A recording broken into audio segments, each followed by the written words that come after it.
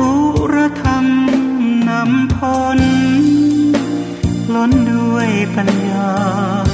ยกธรรมเมตตานำพาสื่อสารสัจจะโยนิโสมนสิการองค์โพธิญาณประทานให้เราจับนอกมองในไตรลักษณ์ให้นานวัฏฏะสงสารเวียนว่าอยู่นานพบผ่านแต่เศร้าหลุดพ้นอย่างไรบริหารจิตเอาพระพุทธเจ้าสอนเราเห็นทางนะรัตนะขันตะธัมโมทุระธรรมมาจะพุทธธัมมารัตนะธัมมาธรรมะเมตตากรุณาสาธุโธก็ต้องขออนุโมทนากับท่านผู้ฟังทั้งหลายในชั้นนี้ก่อนที่เหตุปัจจัยของความดีที่สมบูรณ์ถึงพร้อมเนี่ยก็น้อมนำให้ได้มาพบกันอีกเนี่ยขออนุโมทนาในกุศลที่มีแรงหนุนส่งเนี่ยว่าหนุนส่งกันแรงๆว่าจะฟันฝ่ามาถึงชั่วโมงธรรมนี้ได้นะขออนุโมทนาท่ามกลางของกระแสสัมผัสที่จะดึงดูดนะเราไปในทิศทางต่างๆวันเวลาก็ล่วงไปดับไปในโอกาสดีๆอย่างนี้ก็ไม่ค่อยมีบ่อยนะโอกาสที่จะไปให้ความสำคัญในเรื่องอื่นๆมันก็เข้ามาในโสตสัมผัสก็เรียกว่าท่ามกลางความหลากหลายของสัมผัสความหลากหลายของจิต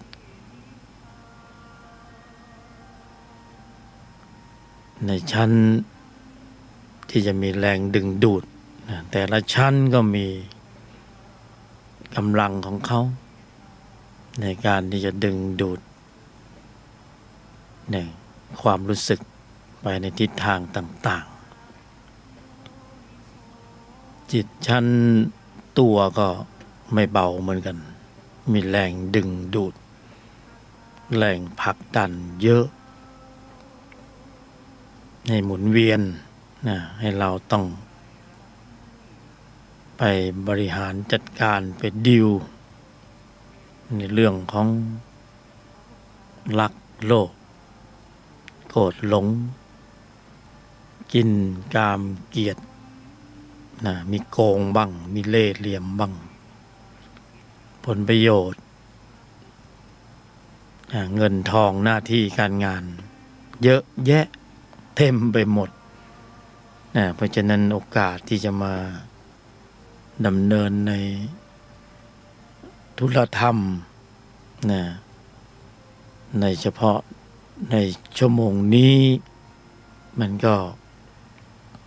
โอกาสมันก็จะน้อยลงไป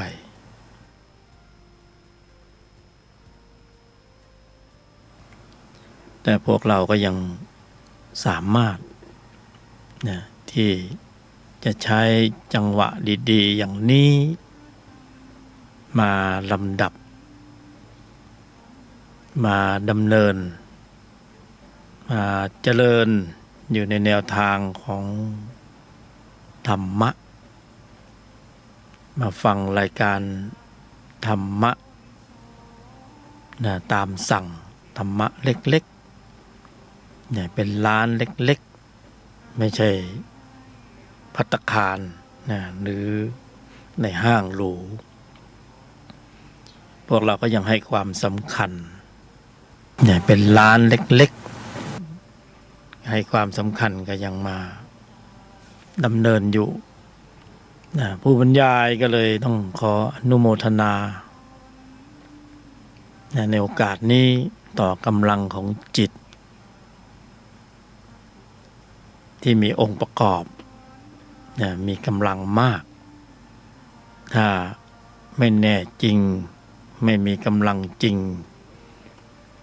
ก็ไม่มาถึงชั่วโมงนี้ขนาดร้านเล็กๆร้านหนึ่งในมุมมืดๆข้างถนน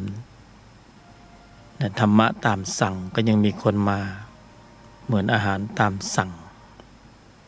ร้านเล็กๆคนก็ยังไปกินกันก็นำเสนอถึงแม้จะเป็นเล็กๆก็เหมือนเดิมแต่ละครั้งในการบรรยายก็เหมือนเดิมก็ต้องมีการทบทวนซักซ้อมทำความเข้าใจในยุทธศาสตร์ยุทธวิธีธรรมะปฏิบัติเชิงลุกธรรมะปฏิบัติเชิงลุกต้องมีเวลาเล็กๆสำหรับการที่จะต้องตรวจสอบตรวจทานทบทวนหลักปฏิบัติเดี๋ยวเรียกว่าธรรมวิจัยมาตรวจสอบตรวจดูเหมือนเจ้าหน้าที่ที่ต้องใช้อุปกรณ์ในการดูแลความสงบก็ต้องมีอุปกรณ์ก็ต้องคอยตรวจสอบตรวจทานดูอุปกรณ์พร้อมที่จะใช้งานได้หรือยังพอถึงเวลาจะใช้งานก็ใช้ไม่ได้เราปฏิบัติธรรมในชีวิตประจำวันที่มีกระแสสัมผัส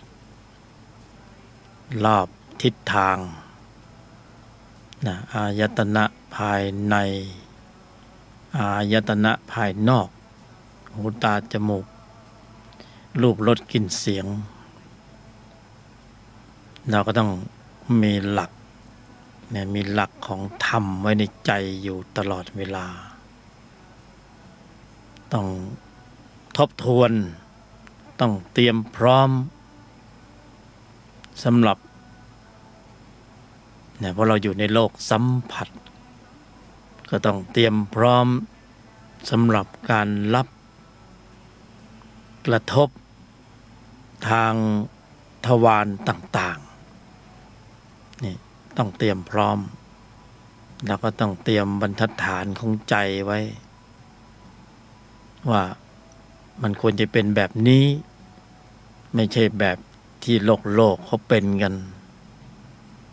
เราไม่ต้องไปตามโลกตามสื่อเราต้องเป็นแบบฉบับเป็นต้นของตนเองเพื่อรักษาขอบเขตอาณาเขตของใจของเราไม่ให้มันลอดหลุด หรือหลุดลอดไปออกนอกรัศมีการควบคุมใจเพราะฉะนั้นธรรมะปฏิบัติเล็กๆสั้นๆก็คือควบคุมใจ เนี่ยควบคุมใจให้ได้ เพราะนั้นเราก็ต้องมีหลักหน้าที่เราก็ต้องตรวจสอบตรวจทานอย่างที่ว่า ดูเครื่องไม้เครื่องมือเวลามาแบบนี้แบบนั้นกระทบสัมผัสทางทวารต่างๆเราจะตั้งหลักอย่างไร ตั้งตนอย่างไรตัวไม่ต้องไปตั้งมากเพราะตั้งตัวแล้วมีเรื่อง ตั้งตนเนี่ยเขาให้ตั้งตนมีให้ตั้งตนได้เนี่ยไม่ใช่มีแต่ตั้งตัวอย่างเดียวนะยกกาดขึ้นชูไว้ก่อนตัวโกรธตัวโลภตัวหลง แบบนี้ใช้กันเกลื่อนแล้วพวกมนุษย์ใช้กันทุกวันใช้กันเยอะแต่เราปราลบความเพียรที่จะไม่มาเกิดเป็นมนุษย์อีกนะ เราอย่าไปตั้งแบบไอ้พวกมนุษย์มันทำนะมันตั้งโกรธขึ้นข้างหน้าโลภขึ้นข้างหน้าหลงขึ้นข้างหน้าถ้าเราตั้งแบบเขาเราก็จะเป็นแบบนะพวกเดียวกับมนุษย์นี่เราต้องตั้งแบบเหนือมนุษย์ขึ้นไปนั่นเหนือมนุษย์เราก็ต้องตั้งกาดใหม่นะพวกเขาตั้งรักโลภโกรธหลงเป็นสรณะ กินกามเกียรติโกงนะเป็นเครื่องอยู่เราก็ตั้งนะไม่โกรธไม่โลภไม่หลงนะอยู่ด้วยโยนิโสมนสิการยอมหยุดเย็นนิ่งเพราะนั้นเราก็ต้องมาทบทวนเนี่ยมีเรื่องราวอยู่แค่นี้ในการบรรยายก็ไม่ได้มีอะไรมากมายไปกว่าไม่มีอะไรมากมายไปกว่านี้มีแค่ทบทวนในแต่ละวันนะเพราะว่าเราไม่จำสักทีในแต่ละวันเราต้องมีกระทบสัมผัสนะกระทบสัมผัสนะบางเวลาเราก็จะไปอยู่นิ่งๆนะสงบหลบมุมนิ่งๆสงบหลบมุมกระทบสัมผัสทางทวารต่างๆบทนำบทสรุปนะที่เราจะต้องรู้และเข้าใจมันมีเรื่องราวที่ต้องเจอเรื่องของผลประโยชน์นะต้องเตือนตนเองอยู่ตลอดเวลาว่าผลประโยชน์นะเสียหน้าเสียราคาเสียความรู้สึกเสียเกียรติเสียฟอร์มเสียของรักนะเสียสัตว์เลี้ยงอันเป็นที่รัก ไม่ต้องพูดเสียที่รักนะมันเป็นเรื่องปกติธรรมดาเราต้องทำความเข้าใจเรื่องราวเหล่านี้ต้องทำใจรับเรื่องราวเหล่านี้ไว้ก่อนการเกิดเป็นมนุษย์เราก็ต้องเจอเหล่านี้เป็นเรื่องธรรมดาปกติเพราะนั้นเราก็ต้องสอนใจเราด้วยตนในภายในว่าจะต้องพร้อมสำหรับการรับกระทบอย่างไรบ้างนะรับกระทบทางทวารต่างๆที่จะต้องเจอเรื่องราวเหล่านี้อย่าเห็นเป็นเรื่องเลวร้ายเห็นเป็นเรื่องสวยงามเป็นธรรมชาติเป็นความสวยงามเสียหน้าเสียราคาเสียผลประโยชน์เสียความรู้สึก พอเราเห็นเป็นเรื่องเลวร้ายนะเลวร้ายมันก็เป็นวัฒนธรรมของความเลวร้ายเราเห็นเป็นเรื่องปกติเรื่องดีเรื่องที่เป็นข้อสอบนะเรื่องที่เป็นบททดสอบ ที่จะทำให้ใจเราได้รับการฝึกนะฝึกฝนการเสียหน้าเสียราคาเสียผลประโยชน์ไว้เสียบ้างนะหลังจากนั้นมันก็จะต้องฝึกยอมหยุดเย็นเนี่ยฝึกยอมหยุดเย็นฝึกนิ่งในไม่โต้ตอบนะฝึกการกำหนดหมายสัจจะส่วนมากเราไม่เคยได้ฝึกเรื่องเหล่านี้เมื่อเราไม่ฝึกเราไม่เคยชินกับบททดสอบเหล่านี้เนี่ยปัญหามันเกิดปัญหาที่ตามมาก็คือระบบควบคุมการแสดงออกของเราภายหลังจากที่เจอเรื่องราวอย่างที่ว่าแล้วเราไม่คุ้นกับมันเราการแสดงออกเราก็มักจะเรียกว่าล้มเหลวเนี่ยการแสดงออกล้มเหลวมันไม่ค่อยมีใครมาพูดถึงเรื่องระบบควบคุมการแสดงออกนะไม่มีใครพูดถึงเลยน้อยมากจริงๆการตรัสรู้ของพระบรมศาสดาองค์สมเด็จสัมมาสัมพุทธเจ้ามักมีองค์8เป็นเรื่องของการควบคุมระบบแสดงออกอย่างเป็นผู้ที่ชาญฉลาดและเท่าทันนะมักมีองค์8อยู่ในกรอบนี้ในเรื่องของการควบคุมระบบการแสดงออกอย่างผู้ที่ชาญฉลาดและเท่าทันแต่ไม่ค่อยได้พูดถึงกันบ่อยแต่พูดก็พูดกันอ้อมๆไม่เข้าเป้าสักทีนะเล็งกันตรงๆควบคุมระบบแสดงออกนะเพราะว่าเราจะสังเกตผู้คนในสังคมส่วนมากนะส่วนน้อยก็ได้นะมีระบบควบคุมการแสดงออกที่ล้มเหลวเวลาการแสดงออกล้มเหลวก็มีปัญหามากนะสิ่งที่ตามมาเยอะแยะเต็มไปหมดยิ่งในทางโลกโรงเรียนไม่ค่อยมีการเรียนการสอนเขาไม่ได้เน้นนะจะเน้นเป็นเรื่องกฎระเบียบนะกฎระเบียบรูปแบบแต่ไม่ได้เน้นว่าจะควรคิดอย่างไรที่เป็นสัมมาพูดอย่างไงที่เป็นสัมมาทำอย่างไรที่เป็นสัมมานะก็ปล่อยตามสบายไปคิดเอาเองเถิดแล้วสุดท้ายไม่ทันได้คิดหรือคิดไม่ทันหรือไม่เท่าทันต่อการขับเคลื่อนกำลังของจิตนะที่มีตัวประกอบที่มันส่งเสริมพฤติกรรมการแสดงออกในเชิงลบ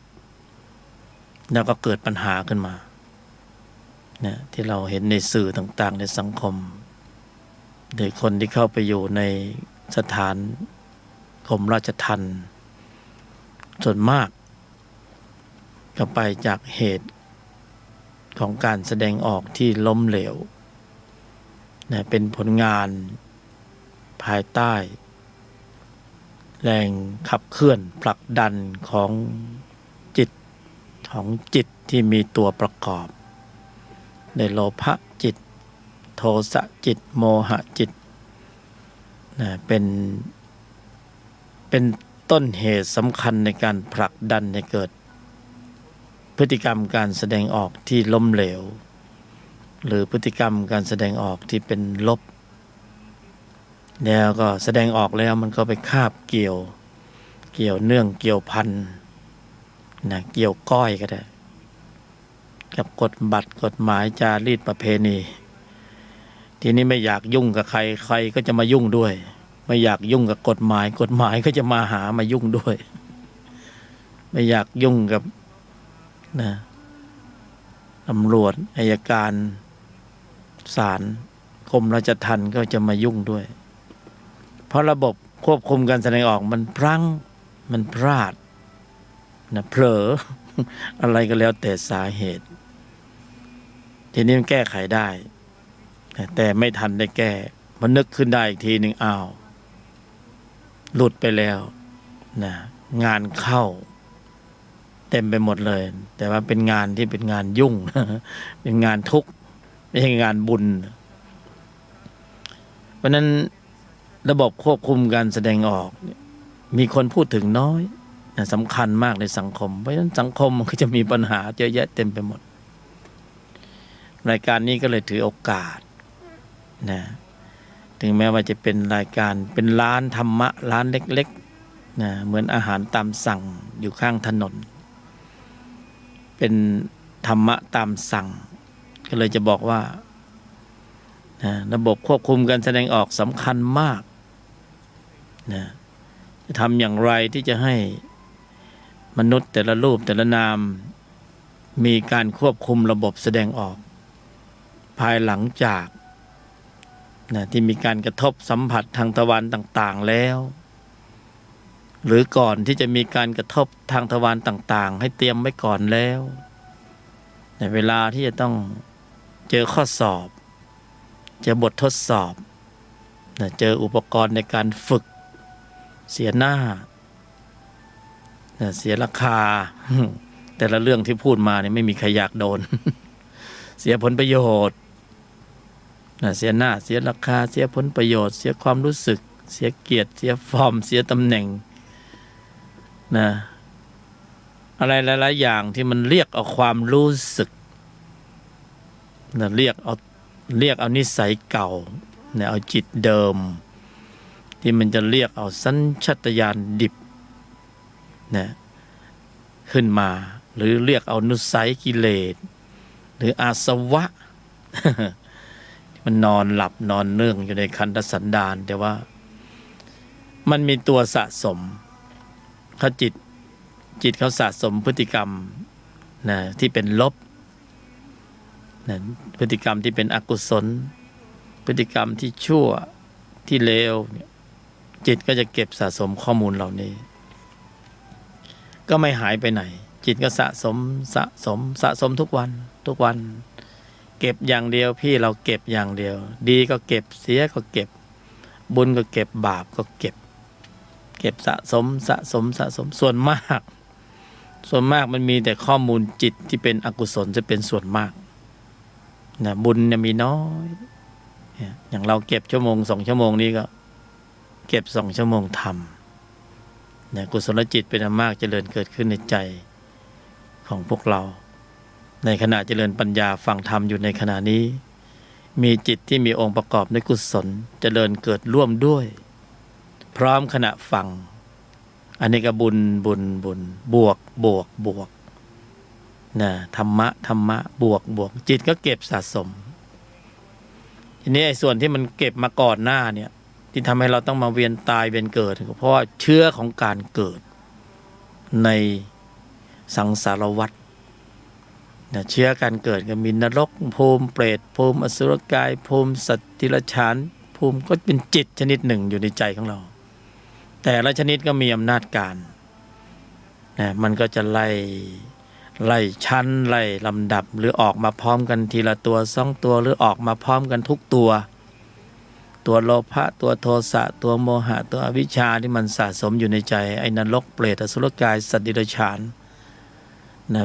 มันก็จะออกมาตามแต่จุดกระทบสัมผัสทางทวารต่างๆนี่ตัวนี้มันมีข้อมูลจิตอยู่มันสะสมมาเนี่ยถ้าเรายังไม่มีกระบวนการของมรรคที่ไปสร้างกำลังของจิตชั้นตนไว้ถ่วงดุลปริมาณข้อมูลจิตตัวนี้ก็มากขึ้น เริ่มน่ากลัวแล้วเริ่มน่ากลัวแล้วมันมากขึ้นเพราะข้างนอกเนี่ยภายนอกเนี่ยเป็นมนุษย์แต่ภายในไม่รู้เลยมันเป็นมนุษย์หรือเปล่าถ้าเป็นมนุษย์ผู้ใจสูงก็ยังพอไหวนะแต่ว่ามันแอบแฝงด้วยนรกจิตเปรตจิตอสุรกายจิตสัตว์เดรัจฉานจิตสัญชาตญาณดิบโหด พร้อมทำงานซะด้วยไม่ใช่ไหม อาวุธพร้อม พร้อมทำงาน เพราะนั้นเวลาเสียหน้าเสียราคาเสียผลประโยชน์เสียความรู้สึกเสียเกียรติเสียฟอร์มกระทบผัสสะนะผัสสะเวทนาไอ้นี่ขึ้นมาเลยตัณหาอุปทานไอ้พวกนี้แหละ จิตเรานี่มันพร้อมเขาเรียกแม่นรกพร้อมใช้เปรตก็พร้อมใช้ อสุรกายก็พร้อมใช้สัตว์ดิรัจฉานสัญชาตญาณดิบโหดกูพร้อมใช้ใส่คำว่ากูเข้าไปแล้วเพราะว่าจิตพวกนี้เมื่อมีการสะสมปริมาณมากขึ้นเป็นอัตตาตัวกู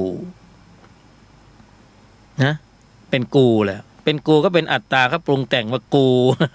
พอใส่ชื่อเข้าไปก็กูเข้าไปใหญ่เลยจริงๆมันว่างเปล่ามันไม่มีมันเป็นการปรุงแต่งของจิตแต่ว่ามันเป็นความยึดนะความหลงที่เป็นอัตตาตัวกูขึ้นมาทีนี้ใครก็แตะไม่ได้แล้วทีแม้มาว่ากูมาเอาของกูเสียหน้ากูเสียผลประโยชน์นะกูเสียราคาเสียรางวัลกูต้องแก้แค้นนะไปดูหนังจีนเรื่องหนึ่งแค้นนี้ต้องชำระมันเป็นวัฒนธรรมที่วางแบบแผนที่เป็นลบเพราะอะไรเพราะแค้นต้องชำระมันก็เลยฆ่ากันเสียโอ้โหทะลุจอเลยนะนี่มีกำลังภายในต่างหากนะงงเหมือนกันนะมีกำลังภายในสามารถเหาะเหินเดินอากาศได้แต่มันไปเหาะไปเหินตรงไหนเนี่ยเหาะไปไล่ฆ่ากัน นรกแตก ออกมาหมดเลยอันนี้ตัวสะสมตัวนี้มากขึ้นมากขึ้นมากขึ้นนะ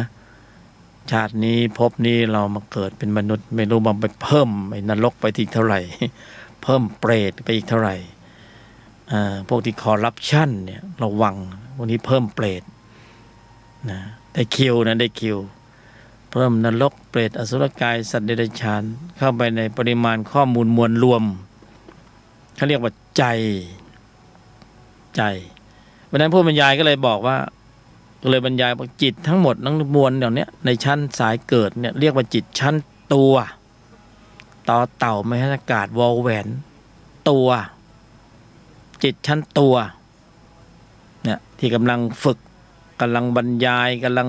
ฟังกันบรรยายกำลังพิจารณาตามธรรมวิจัยกำลังเกิดปีติสุขเอกคตากำลังวิตกวิจารกำลังนึกคิดตึกตองประคองตามเหตุผลถ้อยคำของการบรรยายของผู้บรรยายขณะนี้นะ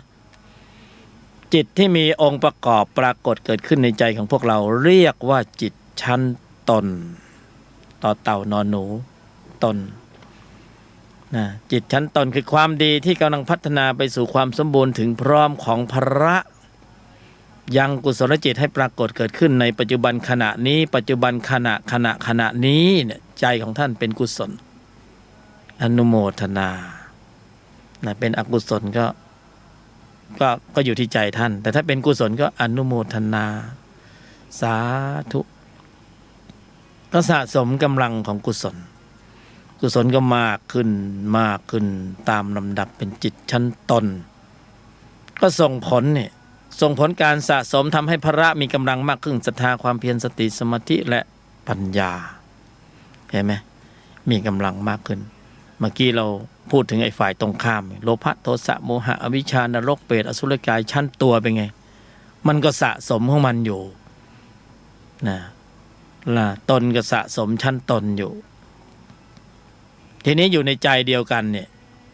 นะรวมองค์รวมเรียกว่าใจแยกเป็นตัวหนึ่งตนหนึ่งใครมีกำลังมากกว่าล่ะนะเคยเล่นชักเขย่อไหมใครมีกำลังมากกว่าฝ่ายนู้นก็ชนะไปนะ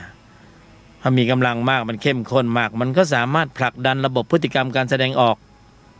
ฝ่ายไหนมีกำลังมากก็ผลักดันให้เกิดนะถ้าชั้นตนมีกำลังมากขึ้นก็สำรวมระมัดระวังตั้งมั่นให้ถึงพร้อมกายวาจาใจสงบระงับสำรวมนะยังกุศลให้ถึงพร้อมไม่ทำบาปทั้งปวงทำจิตใจให้ขาวรอบนี่เป็นผลงานของจิตชั้นตน เกิดวิตกวิจารปีติสุขเอกคตานะปีติสุขเกิดปีติสุขเกิดเพื่อให้มันโปร่งโล่งเบาใช่ไหมก็สงบนิ่งได้สงบได้นิ่งได้แบบผู้ที่มีปัญญาตื่นรู้นะอันนี้สงบด้วยกันมีกำลังของจิตที่เป็นพละเรียกได้ว่าผ่านกระบวนการฝึกแบบมรรคเลยแต่ในฝ่ายตรงข้ามนี่มันไม่สงบไม่นิ่งนะมีกำลังเหมือนกันมันก็สะสมของมันไปตามอำนาจการโลภะโทสะโมหะอวิชชามันไม่โปร่งไม่เบาฟุ้งซ่านรำคาญหงุดหงิดนะอึดอัดขัดเคืองเหนื่อยหน่ายท้อแท้เบื่อกุ้มเซ็งกูเห็นอะไรก็ผิดไปหมด ตาของขวางมองโลกในแง่ร้ายเห็นไหมมีจิตเป็นลบตลอดเวลากูจะลบกับสังคมทำให้มันเป็นข่าวดังแต่ดังยอด ดังสุดยอดแต่มันยอดแย่ ไม่ได้ยอดเยี่ยมอย่างที่เขาทำกันนะเพราะนั้นบางคนมันทำบาปมันน่าเฉยนะออกสื่อต่างๆพูดมานะก็นี่แหละสัญชาตญาณภายในที่มันสะสมมันจะขึ้นมาทีนี้เรามาพูดถึงว่าไอ้ข้อมูลจิตเหล่านี้เนี่ยมันแก้กันได้ธรรมชาติมีของแก้กันเป็นธรรมชาตินะมันสะสมมาตลอดระยะเวลายาวนานมากๆเนี่ยมันก็ชี้นำให้สัตว์ไปเกิดในภูมิต่างๆเนี่ยสัตตานังหรือผู้ที่แสวงหาการเกิดอย่างพวกเราก็จะต้องได้ไปเกิดในภูมิต่างๆเพราะไปด้วยอะไรข้อมูลมีข้อมูลอะไรก็อันไหนมีกำลังดึงดูดมากก็ไปตรงนั้นก่อนนะสัตว์นรกเปรตอสุรกายสัตว์เดรัจฉานตรงไหนมีกำลังของจิตที่มีความเข้มข้นในปริมาณที่สูงก็ดึงดูดให้ไปอยู่ในภพภูมินั้นก่อนคิว1คิว2คิว3 คิวที่มาเป็นมนุษย์นี่เรามาแล้วนี่ก่อนหน้านี้เราไม่รู้ไปคิวไหนมาเนี่ยอาจจะมาจากสวรรค์ก็ได้มาจากเทวดาก็ได้มาจากสัตว์เดรัจฉานแล้วมาเกิดเป็นมนุษย์ก็ได้อะไรก็ได้มันแล้วแต่กำลังของจิตในการสะสมที่มีปริมาณข้อมูลและมีสัญญามีร่องรอยไปในทิศทางต่างๆ พูดมาเป็นธรรมะหมดนี่แต่ตอนนี้คิวของพวกเรามาเป็นมนุษย์นี่มากันแรงๆไม่แน่จริงมาไม่ได้นะ ไม่แน่จริงไม่มานะเป็นมนุษย์ในภพนี้ สุดยอดเมื่อมาแล้วมีของดีแล้วเราต้องรู้ว่าเรามีของดีอะไรคือของที่ดีที่สุดในการเกิดเป็นมนุษย์นะอุปกรณ์ที่ดีที่สุดที่เรามาเกิดเป็นมนุษย์เป็นของดีที่สุดที่ติดมาอยู่ในขณะปัจจุบันนี้คืออะไรคำตอบคือกายมนุษย์นี่กายมนุษย์นี่เพราะนั้นคนที่ทำลายกายมนุษย์เนี่ยว่า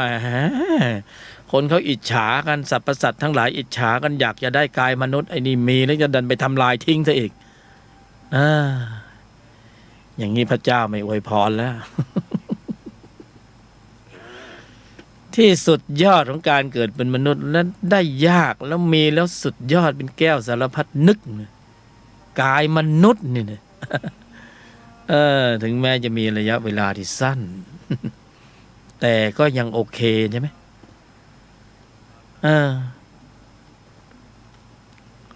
ช้างเป็นสัตว์เดรัจฉานร่างกายใหญ่โตกว่ามนุษย์หลายเท่าก็ยังทำอะไรได้ไม่เต็มที่เลยมันตัวใหญ่ก็จริงอยู่ มนุษย์ตัวเล็กกว่ามันทำอะไรได้มากกว่าบทสำคัญคือกายมนุษย์เนี่ยแล้วถ้ามาพบธรรมะถ้าเป็นธรรมที่พระเจ้าตรัสรู้เป็นอริยมรรคมีองค์8อริยสัจ4แล้วได้ใช้กายมนุษย์ให้มาลำดับดำเนินเจริญอยู่ในแนวทางของธรรมในระดับชั้นนี้มันสุดยอดยอดเยี่ยมยอด เพราะกายมนุษย์ถูกออกแบบมาให้รองรับธรรมปฏิบัติชั้นสูงที่ชื่อว่าอริยมรรคมีองค์ 8การตรัสรู้ของพระบรมศาสดาจะไร้ประโยชน์เนี่ยถ้าเราไม่น้อมนำเอาหลักธรรมที่พระองค์นั้นมาบริหารกายมนุษย์บริหารอะไรเนี่ยอริยมรรคมีองค์ 8เป็นเรื่องของระบบควบคุมการแสดงออกโดยทั้งสิ้นการบริหารที่ว่านี่คือการบริหารการแสดงออกการบริหารการแสดงออกการบริหารการแสดงออกในแนวทางของอริยมรรคมีองค์ 8ย่อมกำเนิดกำลังจิตที่มีองค์ประกอบด้วยกุศลในระดับชั้นของพระ5อินทรีย์5พระ5จะกำเนิดกำลังของพระเหล่านี้ขึ้นมาตามลำดับด้วยการบริหารกายมนุษย์โดยการควบคุมระบบแสดงออกแล้วจะกำเนิดกำลังของจิตที่มีองค์ประกอบในกุศลในระดับชั้นนี้ขึ้นมา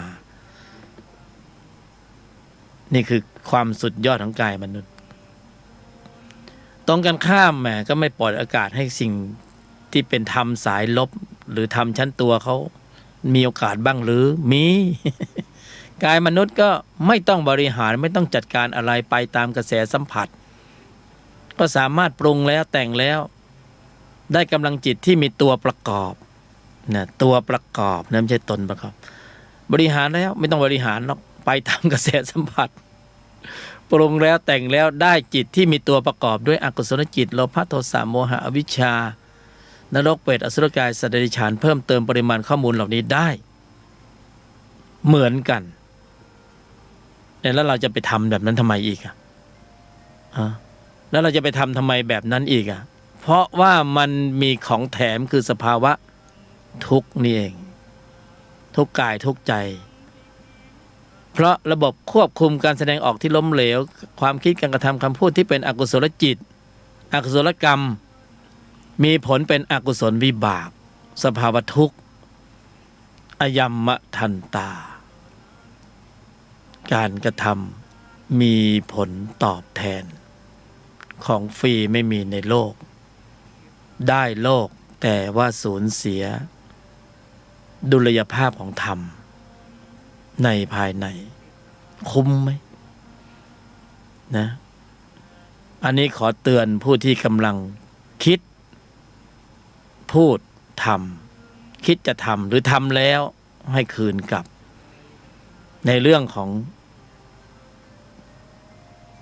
จิตที่มีตัวประกอบด้วยโลภะในการปรุงในการใช้เล่ห์เหลี่ยมเพทุบายในการเบียดบังผลประโยชน์เข้าหาตัวสู่ครอบครัวสู่ตัวเองระวังจะมีแถมให้ครอบครัวนะเพราะการกระทำทุกการกระทำมีผลตอบแทนจิตจะบันทึกข้อมูลของเราหมดเลยลบยากด้วยวิบากก็คือวิบากกรรมก็คือกรรมอกุศลก็คืออกุศล1 บาทคือหยาดเหงื่อแรงงานภาษีประชาชนอย่าคิดว่ากินฟรีนะ ของฟรีไม่มีในโลกคนรู้ว่าเหล็กมันร้อนมันจะจับไหมนะมันก็ไม่จับแต่ที่จับไปแล้วนี่เป็นไงไม่ใช่ว่าไปโทษว่าเหล็กร้อนแต่ที่โทษที่ต้องตำหนิก็คือว่าก็รู้ว่าร้อนมันไม่ควรจะจับแล้วจะไปจับทำไมนะกรรมที่เป็นอกุศลกรรมดำเนี่ยมันมีผลตอบแทนหมดเลยก็ตอบแทนเป็นอกุศล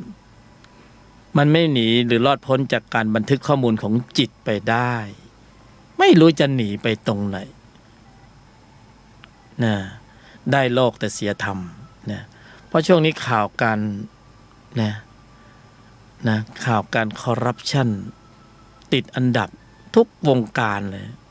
แต่มนุษย์ไม่รู้ไงทั้งที่กายมนุษย์มีแล้วแต่ว่าเขาสามารถสร้างสรรค์พฤติกรรมการแสดงออกในแนวทางที่อัปเกรดยกระดับจิตวิญญาณให้ข้ามพ้นมนุษย์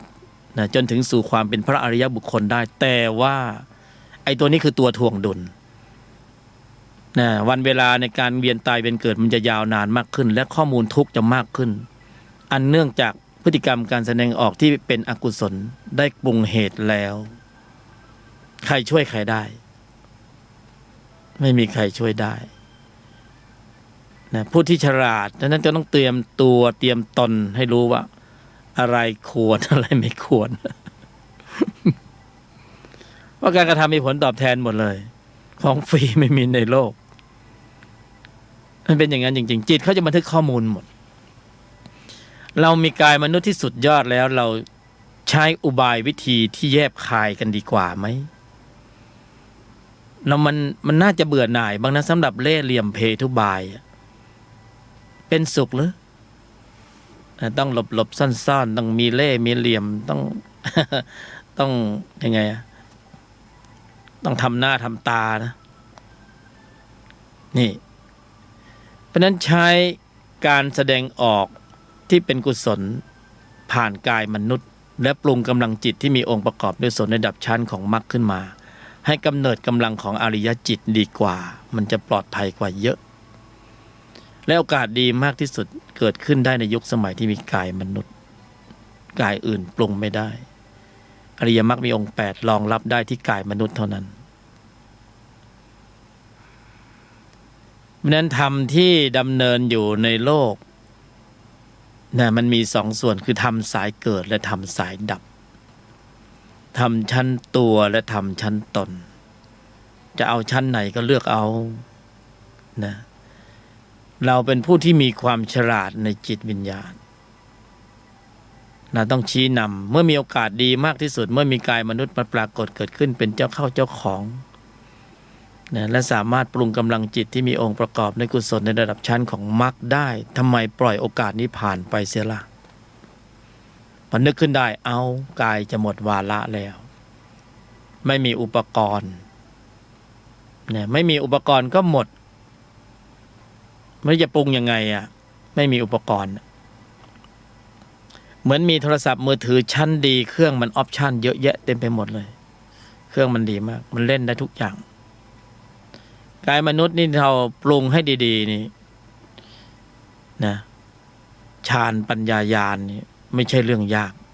เพราะออกแบบมาเพื่อการนี้โดยเฉพาะแต่เพราะว่าทำอะไรได้หลายอย่างเนี่ยมันก็เลยมีโอกาสที่จะปรุงไปในทิศทางที่เป็นธรรมลบได้นรกก็ได้เปรตก็ได้อสุรกายก็ได้สัตว์ดิเรกชันก็ได้เราจะไปตรงตำแหน่งนั้นๆก็ไปได้โดยการปรุงนะโดยกายมนุษย์แต่ถ้าปรารภความเพียรเพื่อความสมบูรณ์ถึงพร้อมเอาเกินกว่ามนุษย์ขึ้นไปที่ละเอียดมากขึ้นประณีตมากขึ้นนะปรุงกำลังจิตที่มีองค์ประกอบในกุศลในระดับชั้นเริ่มตั้งแต่มรรคอริยสัจ4โพธิปัจจยธรรม37ข้ามพ้นแนวของมนุษย์ขึ้นไปพ้นแนวของวัฏจักรการเกิดแก่เจ็บตายนะแตะระดับของพระอริยบุคคลปรุงได้ระดับนั้นนะฌานปัญญาญาณเกิดโดยอาศัยกายมนุษย์เป็นเครื่องปรุงนี่คือความสุดยอดนะความสุดยอดที่หาไม่ค่อยได้บ่อยนัก แต่วันนี้เรามีกายมนุษย์ก็จริงอยู่เราเกิดในยุคสมัยที่ไม่มีพระพุทธศาสนานะบ้างเว้นจากการตรัสรู้ของพระพุทธเจ้า ก็ไม่มีความหมายเหมือนกันนะเราก็จะอยู่เป็นมนุษย์ยุคหินยุคเหล็กยุคเครื่องกลอะไรก็ไม่รู้ ยุคนั้นยุคนี้แต่มนุษย์ไม่มีไร้ศีลไร้ธรรมใช่ไหมมันก็จะฆ่ากันแกล้งกันเพราะจิตโดยพื้นเดิมเนี่ยมันมีข้อมูลอยู่ก่อนแล้วพวกนรกเปรตอสุรกายสัตว์เดรัจฉานสัญชาตญาณดิบโหดเพราะนั้นเราจึงมองเห็นวัฒนธรรมในประวัติศาสตร์ในการฆ่ากันแกล้งกันนะ นี่แย่งชิงกันปล้นสะดมกันวันหนังคาร์บอยเนี่ยมันเป็นอย่างนั้นนะพอมนุษย์เริ่มมีใจสูงมากขึ้นมีธรรมะเริ่มมีจิตที่มีตนประกอบมีความรักความเมตตามีความเอื้ออาทรอยู่กันเป็นสุขมากขึ้นนะก็ยังมีหยาบบ้างก็เริ่มออกกฎบัตรกฎหมายมาควบคุมอย่างนั้นอย่างนี้นี่เพราะฉะนั้นเราโชคดีที่ว่าเกิดในยุคสมัยที่มีพระพุทธศาสนามีพระพุทธเจ้ามาตรัสรู้แล้วอีกอย่างหนึ่งก็คือเรามีกายมนุษย์ เราก็เอาหลักธรรมมากำหนดควบคุมการแสดงออกอย่าให้การแสดงออกมันร่มเหลวอีกปรุงกำลังจิตชั้นตนขึ้นมาให้ได้มากที่สุดเท่าที่จะมากได้เราก็มีฌานมีปัญญามีญาณนี่ในชั้นนี้เพราะนั้นชั้นนี้ก็จะได้ทำการทบทวนตรวจสอบตรวจทานหลักการแนวทางของธรรมะที่ได้บรรยายไปก่อนหน้าจะได้ขยายความให้มีความเข้าใจโดยพื้นฐานเล็กๆไม่ต้องเข้มข้นมากเป็นเล่มๆ เอาพื้นฐานเล็กๆที่พอที่จะเอาไปใช้ในชีวิตประจำวันนำไปใช้ในชีวิตประจำวันเพราะเราต้องมีจุดกระทบสัมผัสทางทวารต่างๆเราจึงมีความจำเป็นต้องเอาธรรมะที่สอดคล้องในชีวิตประจำวันต้องประยุกต์ใช้ในสถานการณ์ที่ต้องมีการกระทบสัมผัสต้องติดต่อพูดคุยกับบุคคลนั้นบุคคลนี้ต้องฟาดฟันในเรื่องราวของผลประโยชน์หน้าที่การงานต่างๆเราจะควบคุมเราจะปรุงแต่งให้มีกำลังจิตยังไงที่เป็นกุศลเราก็ต้องตรวจสอบมาศึกษากันเล็กๆไม่ได้มากมายหรือยาวมากๆจนจำไม่ได้แล้วมันก็ปฏิบัติยากว่าจับหลักอะไรไม่ได้เลยโดยพื้นฐานเราก็ชินกับธรรมะปฏิบัติเชิงตั้งรับเราก็จะมีเป้าหมายอยู่ที่สงบหรือนิ่งบางคนก็บอกว่าปฏิบัติธรรมไม่สงบเลยธรรมะปฏิบัติเพื่อใจสงบจิตสงบผู้บรรยายก็มองว่าแต่ก่อนผู้บรรยายก็เน้นอย่างที่พวกเราเน้นเราน่าจะหวังมีเป้าหมายที่มีเล็งสูงกว่านี้อีกสักหน่อยดีไหม หรือจะเอาแค่สงบหรือแค่นิ่ง มันไม่น่าจะพอนะ เพราะว่าหลายครั้งเราสงบนะเราก็นิ่งนะเราก็นั่งเราก็สมถะเราก็สงบเราก็นิ่งเราก็เบาสบายวิตกวิจารปีติสุขบางทีก็เอกคตาเบา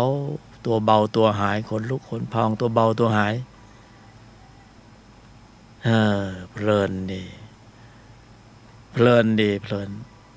หลงเล็กๆมั้งไม่น่าจะพอเพราะว่าหลังจากนั้นเราก็ต้องไปเจอกระทบสัมผัสพอเจอกระทบสัมผัสไอ้ที่เรานิ่งไว้สงบไว้มันก็ไม่ได้มามีบทบาทในการควบคุมระบบแสดงออกมากมายนักหลายครั้งหลายคราที่นิ่งแล้วสงบแล้วระหว่างอยู่ในกรอบนั้นมันก็ดีพอออกจากกรอบมาเจอกระทบสัมผัสทางทวารต่างๆเสียหน้าเสียราคาเสียผลประโยชน์โดนแซวโดนว่านิดหน่อยไอ้ตัวในมันขึ้นไอ้ตัวในมันขึ้นไอ้ตอนที่เรานั่งเราปฏิบัติมันก็สงบดีมันก็หลับของมันอยู่มันไม่ออกมาไอ้ตัวในมันขึ้นได้แล้วมันก็หลับได้แสดงว่ามันมีข้อมูลอยู่ในภายในคือมันไม่ตายเสียสมุดเฉดเสียทีเดียว ก็นึกว่าโลภะโทสะโมหะมันสงบระงับหลับไปแล้วหลับแบบไม่ฟื้นน่ะแต่ว่ามันยังฟื้นได้อยู่บางทีฟื้นแรงกว่าเก่าอีกต่างหากเนี่ยเหมือนเราเอาเครื่องกั้นไปกั้นน้ำไว้พอเราเปิดเขื่อนแค่น้ำมันทะลักแรงกว่าเดิมอีกสมถะนี่มันก็สงบดีนิ่งดีแต่ไม่น่าจะพอนะจิตที่ฝึกแล้วมันน่าจะแข็งแกร่งแข็งแรงแหลมคมเท่าทันรอบรู้แยกแยะเช็ดล้างล้วงลึกถอดถอนได้ ก็ต้องถอดอนุสัยกิเลสหรือถอดอาสวะเอาเสียเลยเนี่ยให้มันบรรเทาเบาบางลงไม่งั้นก็ยังผุดโผล่อยู่ดีมันยังไงกันแน่ก็ต้องมาดูมันยังไงกันแน่วิธีการฝึกหรือเปล่าที่ทำให้กำลังของพระเราได้แค่สงบได้แค่นิ่งได้แค่นี้แต่เวลาเสียหน้าเสียราคาเสียผลประโยชน์พระพังทลายหมดเลย พระพังทลายหมดเลยทำไมมันได้แค่นี้ก็สมถะไงเริ่มเห็นนะเริ่มรู้แล้วใช่ไหมว่าวิธีการฝึกอุบายวิธีในการฝึกซึ่งเป็นธรรมตั้งรับนะได้มาแค่นี้แหละก็ยังดีสงบได้นิ่งได้ก็ยังดีถึงแม้ว่าอนุสัยมันยังไม่พร่อง ก็ยังดีกว่าไม่ทำอะไรก็เรียกว่าสมถกรรมฐานขณะนั่งขณะหลับตาก็เพลินก็สงบดีวิตกวิจารณ์ตอบโจทย์ได้ก็ถึงแค่นี้ก็ถือว่าหรูแล้วนะก็โอเคจะเอามากไปกว่านั้นไหมมีก็ต้องเปลี่ยนยุทธวิธีใหม่ในการปฏิบัติแบบตั้งรับมาเป็นยุทธวิธีในการฝึกแบบปฏิบัติการเชิงลุกลุกนี่คือจะต้องลุกเพื่อจะยึดพื้นที่แล้วนะที่จะยึดพื้นที่คืนจากศัตรูยึดครองอยู่ก่อนแล้วตอนนี้ศัตรูที่ยึดครองใจของเราอยู่ก่อนคือใครหนอมายึดครองใจของเราไปเนี่ยนะแฟนเราหรือเปล่า สามีหรือเปล่าภรรยาหรือเปล่า ยึดครองใจเราไปนะ ใครหนอมายึดใจเราไปจิตที่มีตัวประกอบด้วยโลภะจิตโทสะจิตโมหะจิตเนี่ยมันยึดครองใจเราอยู่ก่อนตอนนี้มันยึดได้เรียบร้อยแล้วยึดมานานแล้วด้วยไม่ใช่ยึดวันสองวันนี่ไม่ใช่ยึดมานานแล้วด้วย ยึดนานกว่าใครบางคนที่นะเนี่ยไม่แน่จริงไม่พาให้สรรพสัตว์เวียนตายเป็นเกิดหรอกนะ พยามารสะดุ้งรู้ตัวเลยเนี่ยรู้เหรอว่าใครยึดอยู่ตอนนี้พูดพาดพิงถึง กระเทือนเลยสะดุ้งเหลียวหน้ามาแป๊บผู้บรรยายยกธรรมเดี๋ยวจะโดนเล่นงานเดี๋ยว พยามารเคืองเลยโอ้ท่านพยามารที่เคารพท่านช่างเมตตาสรรพสัตว์อย่างพวกเราเสียเหลือเกินท่านทำให้สรรพสัตว์เวียนตายเวียนเกิดในภพภูมิต่างๆนรกภูมิเปรตภูมิอสุรกายภูมิสัตว์เดรัจฉานนี่มาเกิดในสุคติภูมิที่เป็นมนุษย์ท่านก็ยังเมตตาอยู่ตามมาทำไมเนี่ยท่านยังเมตตามาชี้นำบอกก็ท่านก็รู้ไงว่ากายมนุษย์มันทำอะไรได้มากกว่านี้มันสามารถเพิ่มเติมปริมาณข้อมูลนรกเปรตอสุรกายสัตว์เดรัจฉานได้ท่านถึงคอยมาคุมเชิงอยู่ไงมาเกิดเป็นมนุษย์เหรอยังไงเสียให้แสดงพฤติกรรมการแสดงออกไปในทิศทางของมารหน่อยนะอย่าไปในทางพระให้มากนักนะเดี๋ยวเอาสิกาไปถล่มเลย อันนั้นพูดพาดพิงแต่พญามารนี่เขาก็ชี้นำไปทิศทางต่างใช้ทุกยุทธวิธีเพื่อให้ตะบะแตกใช้ทุกยุทธวิธีเพื่อให้นะส่วนหนึ่งที่มหาวิทยาลัยนารันทาพังก็เพราะพญามาร มันเข้าสติให้เป็นมิจฉาทิฏฐิมันบุกถล่มทลายมาเลยนี่มันทำมาถึงทุกยุคทุกสมัยแล้วนะยุคนี้ก็มาอีกแล้วนะแฝงมาอยู่ในพระพุทธศาสนา ว่าทุกรูปแบบมารเนี่ยเล่นทุกรูปแบบชื่อก็บอกแล้วว่ามารผู้ที่ขัดขวางความดีใครจะมีความสมบูรณ์ถึงพร้อมต้องเจอมารนะก็ต้องผ่านด่านพญามารเพราะฉะนั้นพญามารก็เอาอะไรจะชี้นำนะส่งเสริมให้โลภะโทสะโมหะอวิชชาเจริญงอกงามอยู่ในใจของมนุษย์นะนี่คือมารเมตตาแล้วเข้าสติเลยเฮ้ยโกงเลยให้กินเลยมันเข้าสติไม่ใช่เข้าไม่ใช่มาแล้วเห็นตัวดำทะมึนเป็นมารไม่ใช่นะมันเข้าทางความรู้สึกมันกระซิบข้างหูเลยเฮ้ย ฆ่าเลย ยิงเลยเฮ้ยกินเลยเฮ้ยโกงเลยใครขัดใครขวางทำลายทิ้งเนี่ยคือเป็นหน้าที่ของมารคือเป้าหมายในการสร้างสรรค์ให้เกิดกำลังจิตที่มีตัวประกอบด้วยโลภะโทสะโมหะอวิชชาเพื่อจะได้ขับเคลื่อนกงล้อของวัฏจักรมารนะเอาถ้ามนุษย์หรือสัตตานังที่เวียนตายเวียนเกิดเข้านิพพานไปหมดแล้วใครจะมาเข็นกงล้อให้มารเขาเลยเคืองพระพุทธเจ้าไงนะเคืองพุทธเจ้าพอพระพุทธเจ้าตรัสรู้นี่หมื่นโลกธาตุหวั่นไหวไม่ใช่แล้วมารหวั่นไหวมารสะดุ้งนะหมื่นโลกธาตุที่หวั่นไหวนี่คือถ้าเป็นชั้นภูมิที่เป็นกุศลเขาก็สาธุการแท้ซองก็หวั่นไหวหน่อยโอ้พระพุทธเจ้ามาแล้วพระเอกขี่ม้าขาวมาแล้วสรรพสัตว์มีโอกาสในการที่จะออกจากวังวนแห่งวัฏจักรการเกิดแก่เจ็บตายแน่นอนฟันธงนี่แต่ว่าหมื่นโลกธาตุหวั่นไหวนี่มารสะดุ้งเนี่ยแผ่นดินไหวสะดุ้งเลยโอ้ใครมากระทบกระเทือนบัลลังก์มารแย่แล้วเพราะว่าขังสรรพสัตว์อย่างพวกเราทั้งหลายอยู่ในวัฏสงสารอันยาวนานมาไม่รู้กี่หมื่นกี่แสนกี่ล้านกี่พันปีสรรพสัตว์แต่ละมันยังไงดีจะใช้คำว่า แต่ละตัวก็มันตัวจริงๆเป็นชั้นตัวไงแต่ละตัวนี่ออกจากวังวนแห่งวัฏจักรการเกิดแก่เจ็บตายไม่ได้สักทีมันจะต้องเวียนตายเวียนเกิดไปเข็นกงล้อที่นรกไปเข็นกงล้อที่เปรตไปเข็นกงล้อที่อสุรกายสัตว์ดิรัจฉานหมุนเวียนไปเวียนไปเวียนมาแล้วถ้าประชากรมารลดลงแล้วจะทำยังไงก็ไม่มีใครมาเข็นนะเพราะนั้นมารก็จะต้องหาทางให้สรรพสัตว์ทั้งหลายส่งเสริมอกุศลให้มากๆเนี่ยให้เข็นกงล้อต่อนะก็ไม่สามารถจะดุดรอดไปได้สักตัว ชั้นตัว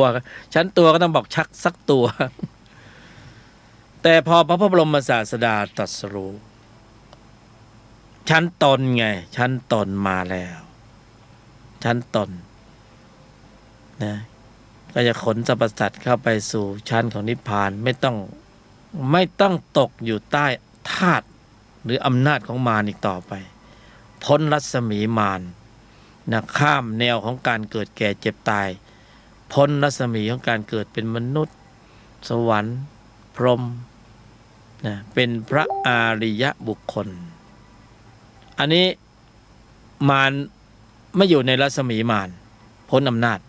มารบังคับไม่ได้เพราะไม่มีจุดสื่อสารเพราะชั้นจิตที่เหนือกว่านะเรียกว่าโลกุตระถ้าโลกียะก็อยู่ในอำนาจมารโลกุตระข้ามพ้นวงจรของวัฏจักรการเกิดแก่เจ็บตายแล้วออกจากเกมนะออกจากเกมโอ้ยไม่เล่นแล้วเกมนี้มันเล่นเกมมารนี่ไม่ไหว ออกจากเกมดีกว่ารักโลภโกรธหลงกินกามเกลียดโกงวนไปวนมาอยู่เนี้ยเพิ่มพืชเชื้อของวัฏจักรการเกิดแก่เจ็บตายส่งไปเกิดเป็นนรกบังเปรตบังสุรกายสัตว์ดิรัจฉานวนไปวนมาก็ไม่จบไงไม่จบสักทีเบื่อไหมนะเบื่ออยากออกจากเกมอยากออกจากเกมเมื่อก่อนมารไม่เปิดประตูให้ถ้ามารไม่เปิดประตูถึงเปิดประตูก็เปิดไปเจอด่านแต่ละด่านมันก็ย้อนกลับมาอยู่เหมือนเดิมก็คือออกไม่ได้นะต้องมีตนมาช่วยมีพระอริยบุคคลมาช่วยตนมาช่วยพระเอกมาแล้วนะเอกยมัคโคปฏิปทาประหารกิเลสโอ้โหดับเชื้อมารประหารกิเลสคืออนุสัยกิเลสอาสวะต่างๆสังโยชน์ต่างๆเป็นไงเอกยมัคโคปฏิปทาทางสายเอกสายเดียวเอกยมัคโคปฏิปทาทางสายเอกสายเดียวเนี่ยข้อวัดปฏิบัติอุบายวิธีโดยแยบคายนะทางสายเอกสายเดียวพระบรมศาสดาตรัสไว้ชัดเจนอริยมรรคมีองค์8ก็บอกเลยว่าอยู่ในกรอบของการกำหนดควบคุมการแสดงออกโดยทั้งสิ้นนะ เมื่อแสดงออกแล้วจะกำเนิดกำลังของศรัทธาความเพียรสติสมาธิปัญญาภระขึ้นมาเมื่อมีกำลังแข็งแกร่งแข็งแรงแหลมคมเท่าทันรอบรู้แยกแยะเช็ดล้างล้วงลึกถอดถอนอริยจิตปรากฏฌานปัญญาญาณอริยจิตปรากฏโอ้โหช่องออกจากวัฏฏะปรากฏแล้วนี่ที่ออกยังไม่ได้เพราะยังไม่มีการขับเคลื่อนกำลังจิตที่มีองค์ประกอบด้วยกุศลในระดับชั้นนี้แต่ว่าเราไปขับเคลื่อนอย่างอื่นไงเราไปขับเคลื่อนจิตที่มีตัวประกอบอย่างอื่นที่มารส่งเสริมเราก็จะมีพืชเชื้อในการเกิดในวันเวลานอในวัฏสงสารอยู่ก็คือยังออกไม่ได้เมื่ออริยมรรคมีองค์8ปรากฏเกิดขึ้นพระเจ้าตรัสรู้แล้วเอกยมรรคโคปฏิปทาประหารกิเลสทางสายเอกสายเดียวทางอื่นไม่มีเราเข้าสู่ระบบการเวียนตายเวียนเกิดในวัฏสงสารด้วยตรงนี้สำคัญเราเข้าสู่วังวนแห่งวัฏจักรการเกิดแก่เจ็บตายและปรุงอกุศลจิตได้ตลอดสายเลยด้วยการแสดงออกที่ล้มเหลวภายใต้การผลักดันของจิตที่มีตัวประกอบด้วยโลภะโทสะโมหะอวิชชาการแสดงออกที่ล้มเหลวระบบคิดพูดทำที่ล้มเหลวเป็นอกุศลกรรมเกิดอกุศลจิตชนิดของอกุศลจิตเหล่านั้นก็เป็นการเพิ่มเติมปริมาณข้อมูลจิตในการไปต่อในวัฏสงสารเมื่อเราไปต่อเราจะออกได้ไหมออกยังไม่ได้นะแล้วนี่หนำซ้ำเราก็ไปทำกรรมที่หนักๆเข้าไปอีกก็ยิ่งออกไม่ได้อีกยากที่จะออกจากวัฏสงสารเพราะระบบคิดพูดทำแต่ละกรรมการแสดงออกนั้นมีน้ำหนักของกรรมที่แตกต่างกันนะ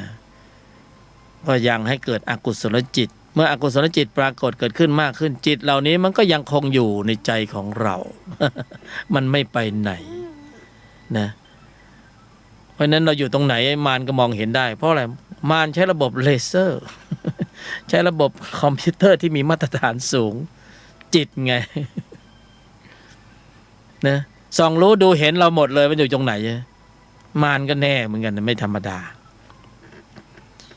นี่การตรัสรู้ของพระบรมศาสดาองค์สมเด็จสัมมาสัมพุทธเจ้ารู้อยู่แล้วว่าสรรพสัตว์เข้าสู่วังวนแห่งวัฏจักรการเกิดแก่เจ็บตายเหมือนพวกเราทั้งหลายไปจากหรือมาจากหรือยังคงอยู่ด้วยระบบคิดพูดทำที่ล้มเหลวการแสดงออกที่เป็นมิจฉาสังกัปปะกัมมันตะวาจาอาชีวะสติสมาธิปัญญาที่เป็นมิจฉาพระพุทธเจ้าก็ถึงตรัสรู้ธรรมที่มาแก้กันเมื่อเข้าสู่ระบบวังวนแห่งวัฏจักรการเกิดแก่เจ็บตายด้วยการกระทำที่ไม่สำรวมระมัดระวังตั้งมั่นในถึงพร้อมก็ต้องออกด้วยการแสดงออกที่เป็นสัมมาทำไมต้องตรัสรู้อริยมรรคมีองค์8ทำไมต้องตรัสนะมรรคที่เป็นสัมมาทิฏฐิสัมมาสังกัปปะสัมมากัมมันตะสัมมาวาจาสัมมาชีวะทำไมต้องเป็นสัมมาเพราะเป็นธรรมที่ย้อนรอยการกระทำเดิมทั้งหมดเมื่อปรุงแล้วแต่งแล้วอยู่ในการบริหารด้วยอุบายวิธีแยบคายลำดับดำเนินเจริญอยู่ในภายในอยู่ตลอดเวลาเป็นเหตุเป็นปัจจัยมรรคเป็นเหตุนะเป็นเหตุเป็นปัจจัยในการปรุงกำลังจิตที่มีองค์ประกอบนี่แหละจะออกจากเพราะมีกำลังจิตนี่แหละโอ้ขนลุก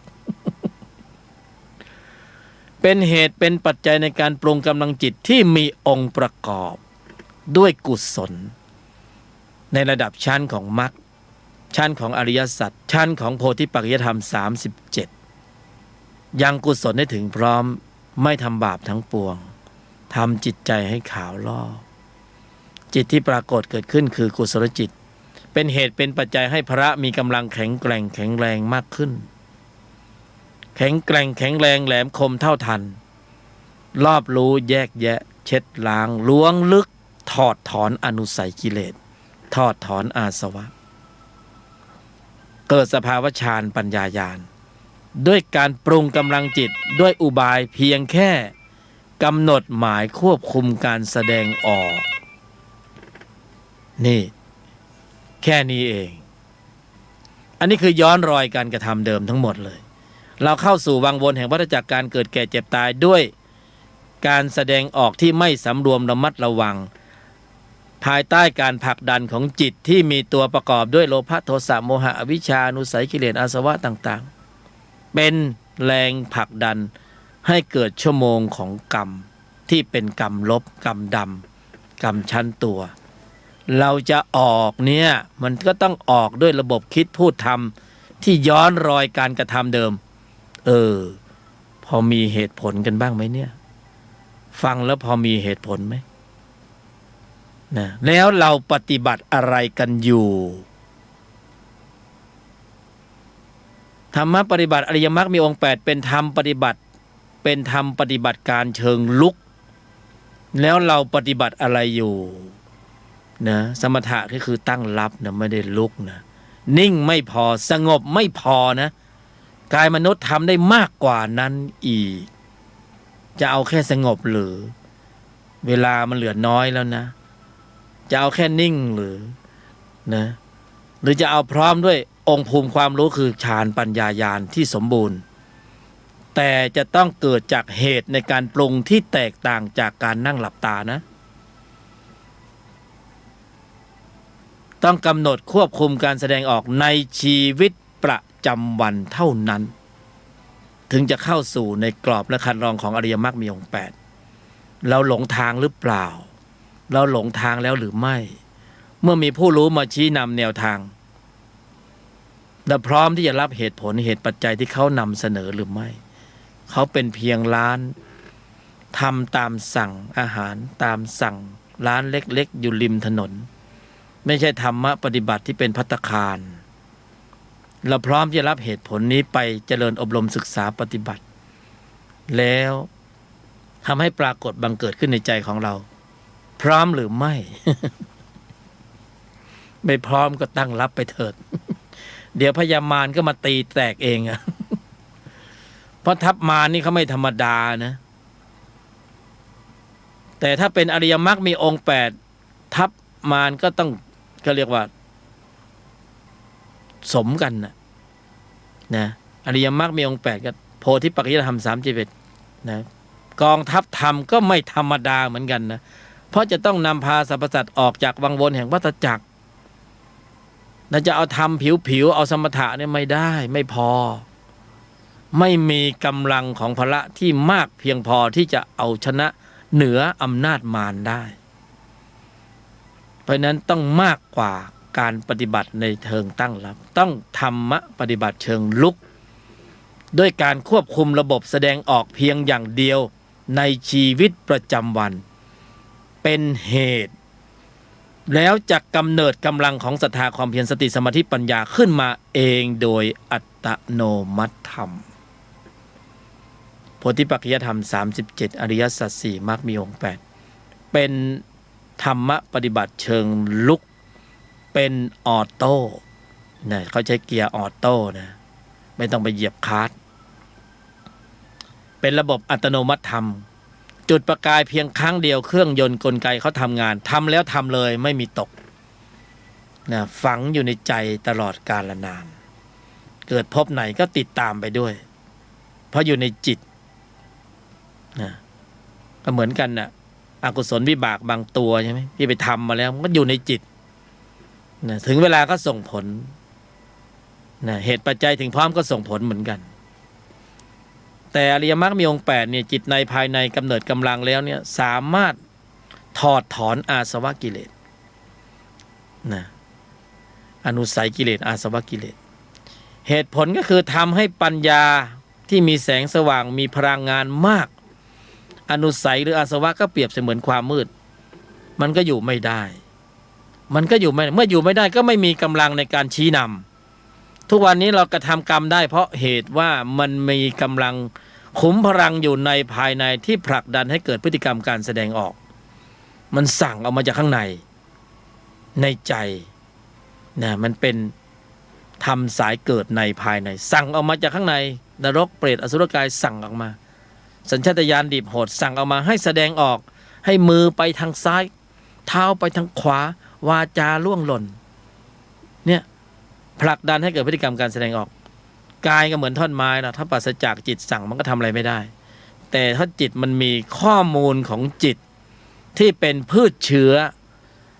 ทีนี้เราจะดับเชื้อข้างในล่ะเราจะใช้อะไรล่ะเมื่อเขาอยู่ในภายในเราก็ต้องใช้ธรรมกุศลจิตเชิงลุกที่เป็นกุศลจิตในภายในเข้าไปสู้กันข้างในก็โดยการกำเนิดกำลังของจิตที่มีองค์ประกอบด้วยกุศลในระดับชั้นของมรรคขึ้นมาในภายในแล้วเขาก็จะไปจัดการกันเองเราไม่ต้องไปยุ่งอะไรกับเขามากหรอกเพราะอะไรเราเพียงแค่ทำให้เกิดแสงสว่างมีสักครั้งไหมที่เราไปสั่งแสงสว่างจงไปทำลายความมืดไม่มีสักครั้งเลยเราเพียงแค่ทำให้เกิดแสงสว่างเมื่อแสงสว่างปรากฏเขาก็ไปทำลายความมืดของเขาเองธรรมชาติเขาเป็นอย่างนั้นทำให้เกิดแสงสว่างทำให้พระมีกำลังแข็งแกร่งแข็งแรงแหลมคมเท่าทันด้วยอุบายการฝึกที่แยบคายแต่ถ้าฝึกแบบสมถะก็ยังไม่พอก็บอกแล้วว่านิ่งไม่พอสงบไม่พออย่าไปตั้งเมนไอเดียหรือไปตั้งวัตถุประสงค์เพื่อจิตสงบ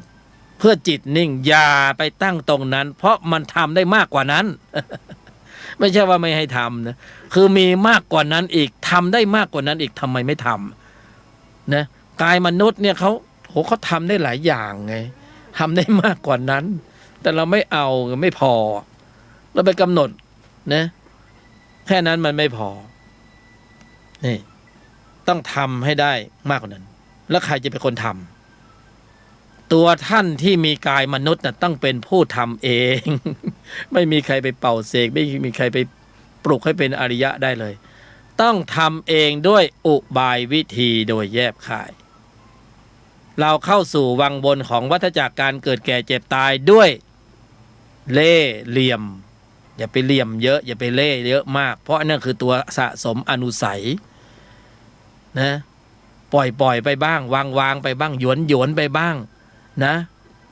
เอาเป็นเอาตายอะไรกันนักกันหนาใช่ไหม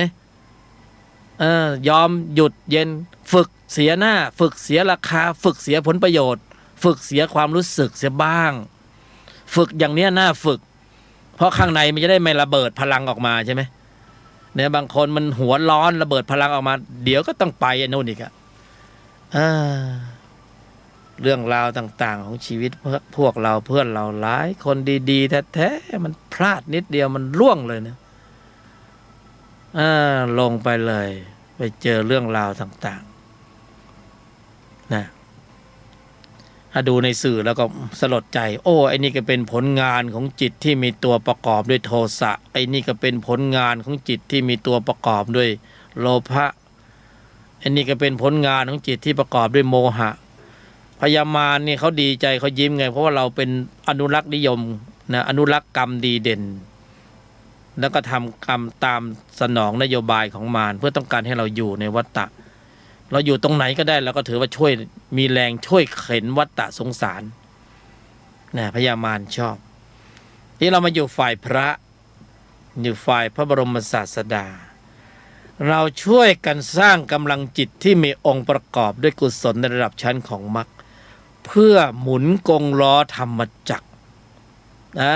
เห็นไหมเนี่ยหมุนกงล้อธรรมจักรทุกจิตกุศลจิตที่บังเกิดขึ้นเนี่ยช่วยหมุนกงล้อแห่งธรรมจักรช่วยเพิ่มปริมาณข้อมูลจิตนะที่มีองค์ประกอบนะเบื่อแล้วไอ้เพิ่มข้อมูลจิตที่มีตัวประกอบนี่มันน่าจะเบื่อแล้วนะพอแล้วเหนื่อยแล้วเกิน รางวัลที่พยามารให้แต่ละดอกนี่แม่สุดยอดจริงๆพอคิดพูดทำที่ไม่สำรวมแค่นั้นนะโอ้โหแจกรางวัลกันว่าเล่นเลยเนี่ย โรคภัยไข้เจ็บทุกนั่นทุกนี่โอ้เรื่องราวความวุ่นวายทุกอกทุกใจทุกกายสารพัดฟุ้งซ่านรำคาญหงุดหงิดอึดอัดขัดเคืองเหนื่อยหน่ายท้อแท้เบื่อกุ้มมันไม่โปร่งมันไม่เบาเลยอ่ะช่างเมตตาเสียเหลือเกิน ช่างรักเรามากเสียเหลือเกินแต่พระบรมศาสดาไม่ใช่อย่างนั้นพระองค์ทรงเมตตาเรามากที่สุดต้องการให้สรรพสัตว์พ้นจากสภาวะนะโดยการทำกรรมขาวผลิตกรรมขาวผลิตกุศลจิตด้วยอุบายวิธีที่พระองค์ชี้นำแล้วกำเนิดกำลังขึ้นมาพอกำเนิดกำลังพ้นแล้วพ้นรัศมีแล้วนะแต่กระแสเข้าไปอยู่ในกระแสของอริยบุคคลนี่เราไม่ได้อยู่ในกระแสอริยะเลยเนี่ยเราดูส่องรู้ดูใจเราแล้วก็เห็นโอ้โหอันนี้มันกระแสมารไอ้เบื้องหน้าที่เราไหลไปนี่ไม่ไปนรกก็ไปเปรตแล้ววะไม่ไปเปรตก็ไปสัตว์เดรัจฉานก็ยังดีว่ะสุดท้ายนะเวียนไปเวียนมาคือได้ไปทุกจุดอะแต่ว่าจุดไหนไปก่อนแค่นั้นนี่มันส่องรู้ดูเห็นเลยโอ้ยอุบายวิธีเนี่ยตอนหลังก็เลยต้องใช้อุบายวิธีโดยแยบคายเพราะเหลี่ยมครูมันทำมาเยอะแล้ว สร้างกรรมมาเยอะแล้ว โอ้ยพอกพูนด้วยวัตถุแต่ว่าจิตใจมันตกต่ำย่ำแย่หวาดหวั่นวิตกกังวลกลัวนู่นคนนี้ทีนี้พอได้มากขึ้นเริ่มกลัวแล้วกลัวจะเอาทรัพย์สมบัติไปทิ้งไปไหนดีแล้วใครจะมาสานต่อนะใครจะมานะใครจะมาชุบมือเปิบต่อจากเราเก็บไว้ตั้งเยอะตั้งแยะเลยแล้วจะเอาไปยังไงดีวะเนี่ยขนอะไรไปไม่ได้สักอย่างเลยหวาดหวั่นวิตกกังวลไอ้ภาพเก่าๆมันก็ผุดขึ้นมาเลยโอ้ยกูไปเวรไปกรรมไว้ตรงนั้นกูไปทำมันไว้โอ้โหกูเห็นน้ำตาลูกมันโอ้ยกูไม่น่าเลยคืนไม่ได้จิตเป็นอกุศลตกภูมิเลยทีนี้ล่วงเลยนะนี่นะอกุศลภูมิเป็นที่หวังได้เลยทีนี้นะจะดึงให้มีกุศลให้มีบุญถึงพร้อมเพื่อยกระดับจิตให้มีฐานะภาวะไปอยู่ในภพภูมิที่ดีมันไม่ไปนะเพราะกำลังดึงไม่พอนะนรกมันดึงล่วงลงไปเลยเพราะมันหนักกรรมที่เป็นอกุศลนี่มันหนักมันก็ลงข้างล่างนะกุศลจิตอย่างพวกเรานี่นะวันนี้สบายเก็บ2 ชั่วโมงทำนะไม่ได้เงินข้างนอกแต่ว่าได้ทรัพย์ภายในไม่ได้ทรัพย์ภายนอกได้ทรัพย์ภายในเก็บ2 ชั่วโมงทำเนี่ยตุนไว้ก่อนนี่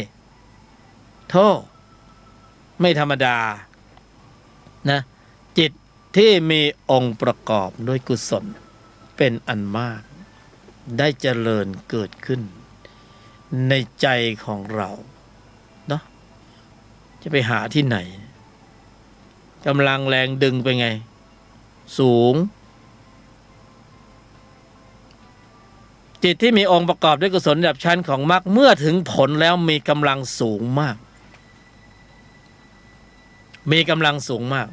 นะใครได้สัมผัสแล้วจะรู้ว่าโอ้โหแรงไม่ธรรมดาเราเคยชินเคยเห็นแต่จิตที่มีตัวประกอบด้วยโทสะเป็นไงแรง ไม่ธรรมดา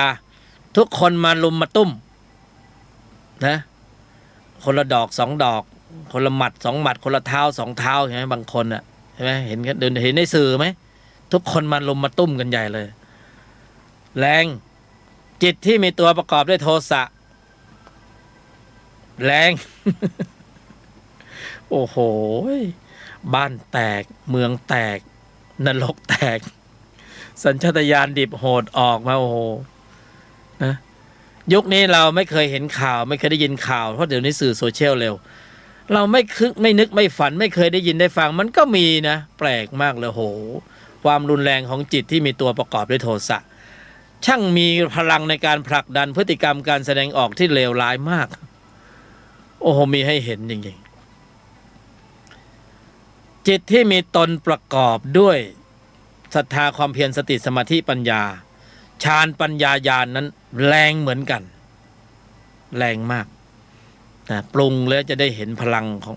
ของฌานพลังของปัญญาพลังของญาณความรวดเร็วสูงในการควบคุมระบบแสดงออกนะโอ้อธิบายไม่ถูกสักครั้งหนึ่งก็เป็นอานิสงส์อันยิ่งใหญ่เนี่ยความสามารถในการทำลายล้างหรือในการดับอนุสัยที่จะขึ้นสู่วิถีจิตนั้นถึงขนาดว่าคือความเร็วเนี่ยสูงมากในการผลักในการดันในการถอดถอนอนุสัยหรืออาสวะเขาจะค่อยๆถอดถอนปลดเขาเรียกถอดยศทีละยศทีละยศออกไปนะชั้นตัวนี่นะจะถูกอำนาจการของจิตชั้นตนเนี่ยเหตุการณ์ที่พูดนี้เขาเกิดขึ้นในใจของเราในใจของพวกเราทุกคนเนี่ยมีหมดมีเหตุการณ์นี้หลายท่านได้สัมผัสสภาวะนั้นแล้วแต่ว่าไม่มีโอกาสได้มาสื่อสารถ่ายทอดเหมือนผู้บรรยายผู้บรรยายนี่สักครั้งหนึ่งก็โอ้โหท่านนึกแล้วมันบอกไม่ถูกอ่ะแค่นึกถึงมันก็ปีติสุขนี่แนบแน่นหนักหน่วงอยู่ในใจอยู่ตลอดกาลเวลาแล้วนึกถึงแล้วโอ้โหเป็นสภาวะธรรมที่ต้องปรุงพวกเราต้องปรุงถ้าปรุงแล้วจะได้สัมผัสเหมือนกันถึงระดับหนึ่งเมื่อเหตุปัจจัยของความดีที่เป็นกุศลมีความถึงพร้อมในระดับหนึ่งไม่ใช่มาจัดสรรถ้อยคำที่มันเพราะสวยหรูไม่เอานะแต่ที่นำเสนอนี่สัจภาวะมีจริงเป็นจริงพวกเราที่เป็นมนุษย์มีกายมนุษย์สามารถปรุงให้ปรากฏเกิดขึ้นได้ในยุคสมัยที่มีกายมนุษย์สามารถทำให้เกิดขึ้นได้นะเมื่อเหตุปัจจัยมีความสมบูรณ์ถึงพร้อมพระจะกำเนิดกำลังขึ้นมาเป็นเขาเรียกว่าสภาวะญาณนะเพราะนั้นฌานไม่ต้องพูดถึงข้ามไปแล้วนะแล้วถ้าจะมีสภาวะญาณเนี่ยเราย้อนมาเล่นฌานเราก็จะไม่หลงฌานนะบางคนไม่เคยนั่งสมาธิไงอ้าวตั้งกายตรงดำรงสติมั่นนะภาวนาบริกรรมภาวนาก็ภาวนาไปวิตกวิจารปีติสุขสัมผัสแล้วหรูแล้วเนี่ยหรูแล้วมีมากกว่านั้นอีกนะสภาวะญาณนี่จะเป็นอัตโนมัติธรรมที่ทุกคนที่มีกายมนุษย์สามารถปรุงให้ปรากฏเกิดขึ้นได้ในใจแล้วเมื่อมีกำลังมากขึ้นเนี่ยถอดถอนอัตตาตัวกู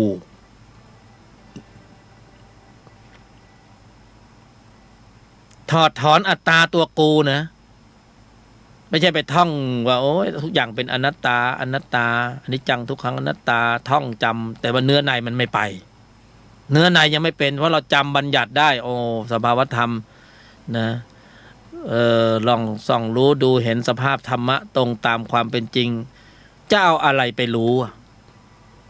ต้องจิตที่มีองค์ประกอบด้วยกุศลในระดับชั้นของมรรคที่กำเนิดกำลังของพละเมื่อถึงผลแล้วจึงจะส่องรู้ดูเห็นสภาพธรรมะตรงตามความเป็นจริงแล้วเราเจริญมรรคหรือยังเราอ่านสุตตะจินตาแต่กำหนดเจริญแล้วหรือยังใช่ไหมอ่านมาจินตนาการไปแล้วเราก็โอ้สภาพธรรมะส่องรู้ดูเห็นแล้วตรงตามความเป็นจริงเสียงเป็นอย่างนี้รูปเป็นอย่างนี้นะไม่ใช่อัตตาตัวกูเป็นเพียงแค่รูปแค่นามนกแก้วนกขุนทองก็เรียนได้นะแต่ต้องกำเนิดกำลังจากกระบวนการในการปรุงโดยผ่านกลไกเครื่องกรองที่เป็นอริยมรรคมีองค์8แล้วให้กำเนิดกำลังของพระที่มีกำลังสูงอันได้แก่พระมีกำลังสูงมากขึ้นเมื่อมีกำลังของศรัทธาความเพียรสติสมาธิปัญญามีกำลังมากขึ้นแล้วในระดับนั้นจึงจะส่องรู้ดูเห็นเข้าถึงสภาวธรรมตรงตามความเป็นจริง เรายังไม่ทันปรุงมรรคเลยจะไปโอ้โหรู้แล้วสภาพธรรมะตรงตามความเป็นจริงรู้ได้ไหมฟังมานะจินตนาการไปหลายรูปหลายแบบถ้าเป็นองค์ความรู้ที่สมบูรณ์ถึงพร้อมเมื่อมีเหตุมีปัจจัยสมบูรณ์ถึงพร้อมด้วยกระบวนการในการฝึกฝนอันเป็นเหตุและเมื่อปรากฏเป็นผลได้แล้วในระดับหนึ่งนะทุกอย่างมันต้องใช้เวลายังไม่ใช่ปุ๊บปั๊บทันทีปรากฏเลยใช่ไหมมันค่อยๆปรุงไปปรุงไปแล้วค่อยๆโตขึ้นค่อยๆโตขึ้นจะปรากฏเป็นผลเมื่อไหร่ไม่รู้น่ะเป็นอำนาจการเป็นปรากฏการณ์ที่ไม่รู้ล่ะแต่ว่าค่อยๆปรุงไปเก็บไปสะสมไปตามวันเวลาสะสมชั่วโมงทำไปสะสมชั่วโมงทำไปสะสมทีละชั่วโมง2 ชั่วโมงนี้ก็อยู่ในข่ายสะสมไปตามลำดับจนกำเนิดเป็นกำลังขึ้นมาแล้วถอดถอนอัตตาตัวกูออกไปถอนอนุสัยกิเลสนะก็อย่างที่บอกว่าคือต้องมีแสงสว่างที่มีกำลังสูงมากจนความมืดหายไปหมดเลยอนุสัยกิเลสหรืออาสวะก็เหมือนความมืดใช่ไหมนะพละ5ที่มีกำลังก็เป็นแสงสว่างที่มีโอ้โหนะแค่แสงสว่างปรากฏขึ้นมาแค่นั้นนะจิตเหล่านั้นที่เป็นพืชเชื้อในการเกิดในวัฏสงสารน่ะมันฝ่อไปเลยไม่มีกำลังแรงในการผลักดันให้เกิดพฤติกรรมการแสดงออกที่เป็นอกุศลอีกต่อไปขนาดนั้นเลยนะตรงนั้นเลยนะเกิดขึ้นทั้งหมดที่พูดนี่เกิดขึ้นในใจของพวกเราที่มีกายมนุษย์ เห็นไหมย้อนกลับมาที่พวกเราที่ฟังธรรมะอยู่เพราะนั้นที่เรามีอยู่ในขณะนี้กายมนุษย์เนี่ยคือความสุดยอดของสิ่งที่ได้มาแล้ว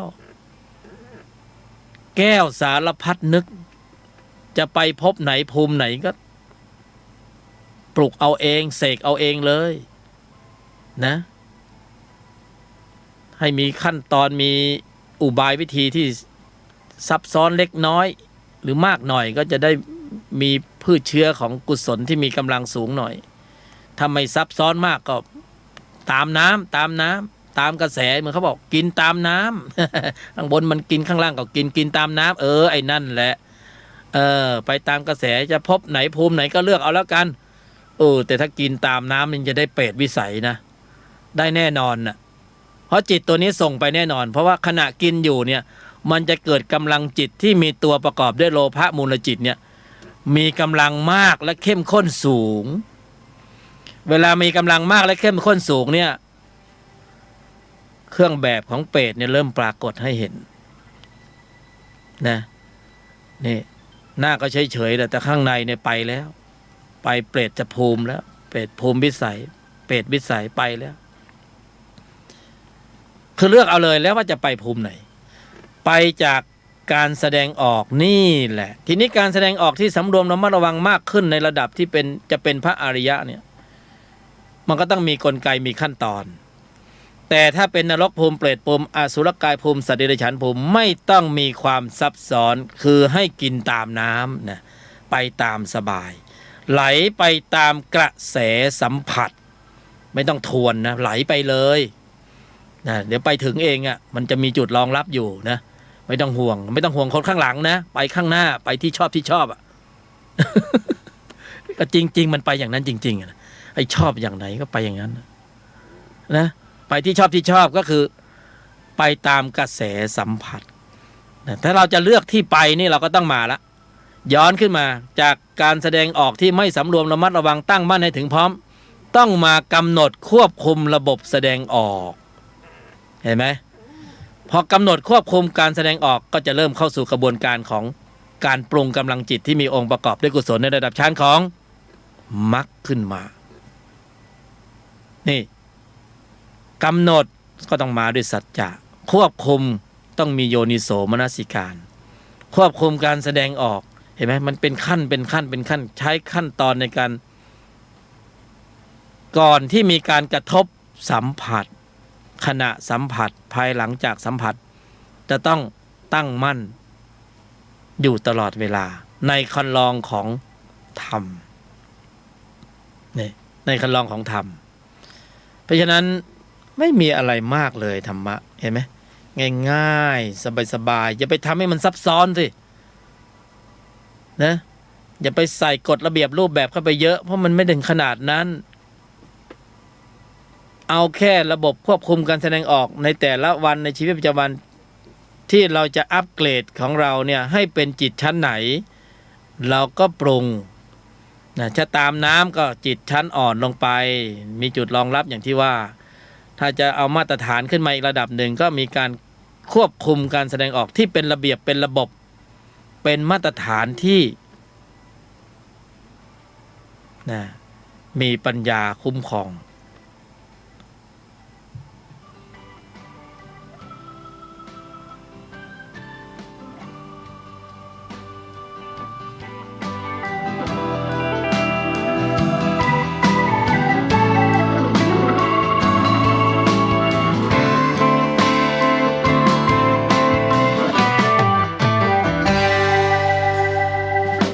ไม่ใช่มีไถยจิตไม่ใช่มีเละนะไม่ใช่มุ่งหวังอะไรนะเพียงแต่ว่าเรากำลังจะฝึกตนในภายในแค่อย่างเนี้ยนะหรือคนที่ทำงานก็ได้ที่ทำงานก็จะพูดกับลูกค้าให้เพราะที่สุดเขามาซื้อของเขาเอาเงินมาให้นะนี่หรือที่โรงพยาบาลเขาคนไข้เขาก็เจ็บอยู่แล้วปวดอยู่แล้วเขาก็พูดกับเขาดีๆเพราะคือตั้งใจคือเราต้องการเอาจิตที่มีความเป็นกุศลในการควบคุมระบบแสดงออกให้เขาได้ออกแรงในการทำงานนี่โดยมีสิ่งแวดล้อมเนี่ยเป็นอุปกรณ์ในการฝึก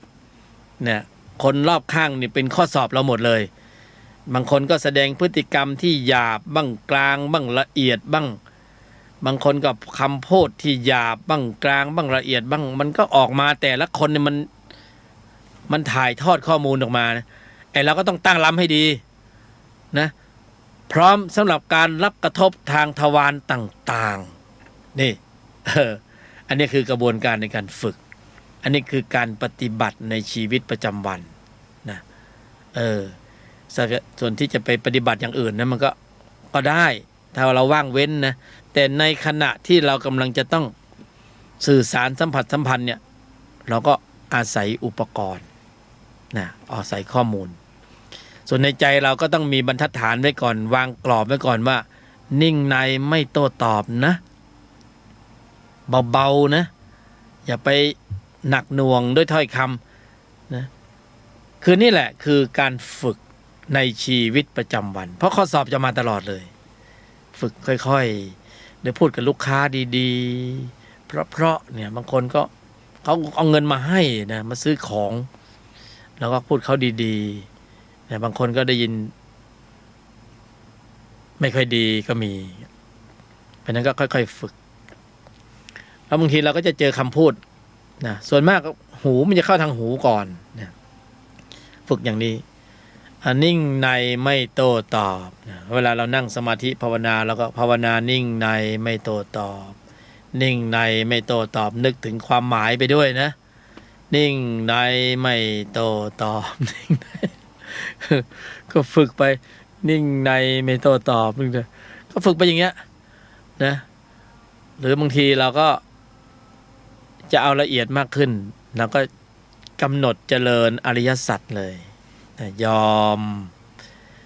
มากกว่านิ่งในไม่โต้ตอบก็ยอมหยุดเย็นอันนี้สูตรสำเร็จคือสูตร4ยอโยนิโสมนสิการอันนี้คือทบทวนนะเคยบรรยายแล้วแต่ทบทวนขยายความโยนิโสมนสิการยอมหยุดเย็น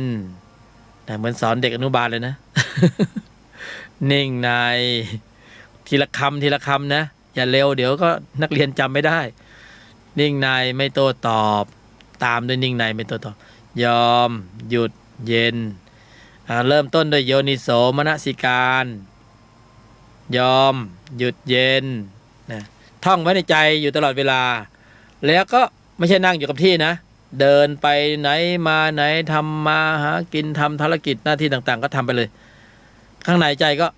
โยนิโสมนสิการกระทำไว้ในใจโดยแยบคายยอมนะแล้วนึกถึงความหมายด้วยนะยอมก็คือทุกข์เป็ดยอมนี่เป็นตัวแทนของคำว่าอริยสัจที่เป็นทุกขสัจนะทุกขสัจ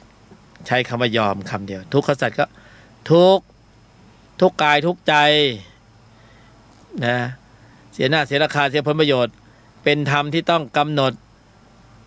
รู้เนี่ยนะกำหนดรู้ยอมรับความเป็นจริง ทุกเป็นธรรมที่ต้องกำหนดรู้นะทำความเข้าใจและยอมรับความเป็นจริงมันจะทำอะไรไม่ได้หรอกต้องยอมรับความเป็นจริงนะทุกกายกันเวลานอนอยู่โรงพยาบาลใช่ไหมทำอะไรไม่ได้หรอก กำหนดรู้อ๋อทุกเป็นอย่างนี้ทุกเจ็บกายปวดตรงนะหัวใจบ้างปอดบ้างตับบ้าง เนื้อหนังมังสาบ้างนะทุกนะ